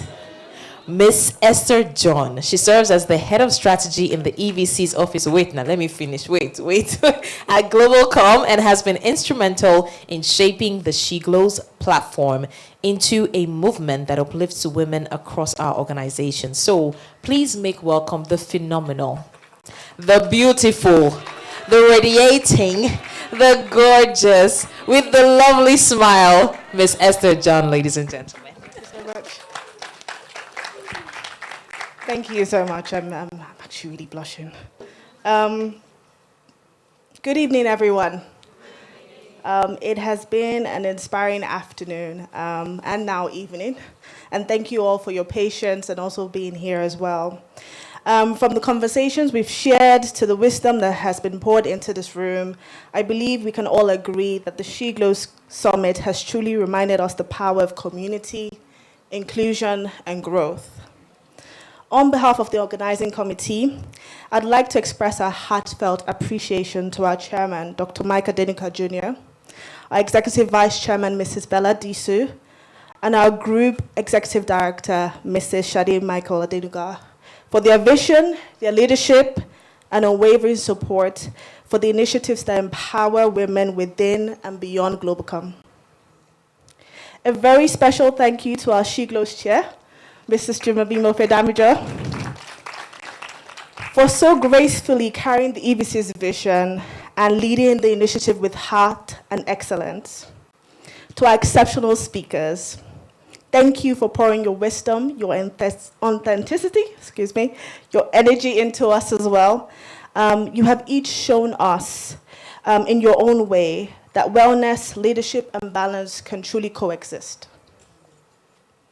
To my incredible team, the employee engagement team, and of course, everybody else who worked very hard. If you see Mr. Bello, please shake his hand. He worked very hard to make this happen. Thank you for working tirelessly behind the scene. Thank you for your creativity, your resilience, your professionalism. This event would truly not have been possible, some of you know what we're talking about, without all of you and the work that you put in. And finally, to every woman here and those joining us virtually, I hope you leave better than you came. I hope you leave equipped with insight, with courage, and with renewed commitment to your own well-being and growth. The vision behind SHEglows is rooted in the EVC's belief that when women are empowered, equipped, and included, organizations and communities thrive. May today be a reminder that you are not only seen and valued, but that you have everything it takes to lead, from within and with purpose. Together, let's continue to build a community where women rise stronger, healthier, and united more than ever before. Thank you so much. Thank you. Thank you. Esther, please stay, please. Thank you. Okwe, please come. All of you can come, the whole village can get on the stage. Just Okwe. No, just the two of them.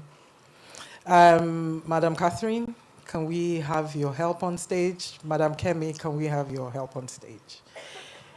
So we just want to appreciate these two ladies. They started the struggle with me. They did. And on behalf of SHEglows, the team, we just want to say thank you. Thank you, ladies. Thank you thank you for your service. Thank you for the work you put in. Thank you for the sleepless nights. Thank you for the ideas and the ideals. And, we can't but love you. And we just want to say thank you with this little token. Could you help me pass the... No, just give it to Madam Catherine. Please collect that first one. And Madam Kemi, collect that one. So Madam Catherine, you're for Esther, and Madam Kemi, you're for Okwe. So on behalf of SHEglows, we just want to say thank you, thank you, thank you. You want to say something? Only Jimobi would do that. Wow. I think I absorbed everything, as in it was for me. To the speakers, honestly, you've done a fantastic. You hit the bone, you hit right into the marrow, and we really appreciate you for that. I was sitting there the whole time, you started me off with all the amazing things on wellness, and I was going, okay, I've got this, I'm on point. And then the next thing was about, okay, the body, the soul, and I was like, oh, I'm cringing, this is too much. And then we got to the end, and it's like, execute it, communicate it, make it happen. And I was like, okay, I'm there. You got me. I reached the peak, and I'm grateful for each of you. The best thing about this is that 2026 is coming. You know how we do those resolution nonsense? No, it starts now. It starts this moment, as in 1st of November is on Saturday. So we're on. We're on each and every one of those things. A request from everybody else is we want to know how we're actually supposed to get in touch with you. You must have some programs that you do along the line. You have all this information, and we'd love to be able to follow you and be able to join those events. Esther, thank you. I know you've put so much into SHEglows and employee engagement. And I'll be honest with you, you have made leaps and bounds and movements. We can feel the impact that you've had in our lives and in also our teams. We know you exist. We had fantastic sessions together with Buki, where we were able to learn all the initiatives that have been implemented through SHEglow. And I know you drive it with such passion. And I know you will call every time, every second, every minute, every day, because you have such a passion to make change and to transform our lives. And we are grateful for you to do that. Thank you so, so much from the bottom of our heart. You do a super job. Well, for me, it's the same story, because coming into this place and now I honestly feel transformed, and I'm sure you all feel the same way. In fact, I'm even a bit scared now of going out to have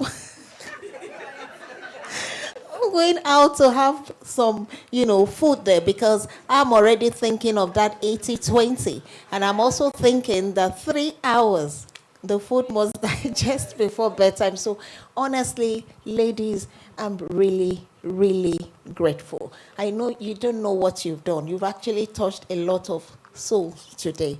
And I can assure you that most of us will begin to live in practicality, practice everything that we have heard today. So thank you so much. And for Okwe, I'm not surprised, because I know that innate ability in you. I know how you always try to go above and beyond the call of duty and to make every mission possible. Thank you so, so much. Even in her condition, you can see the hormones, you can see what she's doing. So you can imagine, even after dropping, what she can do. Thank you so much, Ope. And to everybody here, colleagues, I'm sure you were going to tell those people that did not come, that they missed. It's truly an unforgettable experience. Thank you so much. Thank you.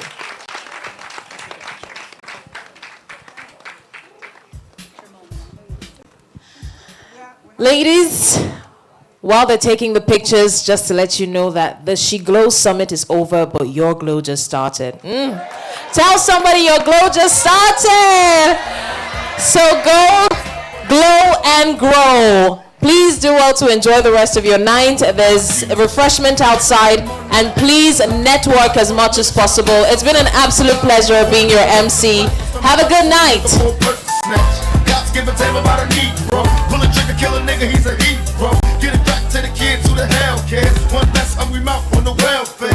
Bird ship them, don't let them deal with brothers. Give them guns, step back, watch them kill each other. It's time to fight back, that's what Huey said. 2 shots in the dark, now Huey's dead. I got love for my brothers, but we can never go nowhere unless we share with each other. We gotta start making changes. Learn to see me as a brother instead of 2 distant strangers. And that's how it's supposed to be. How can the devil take a brother if he's close to me?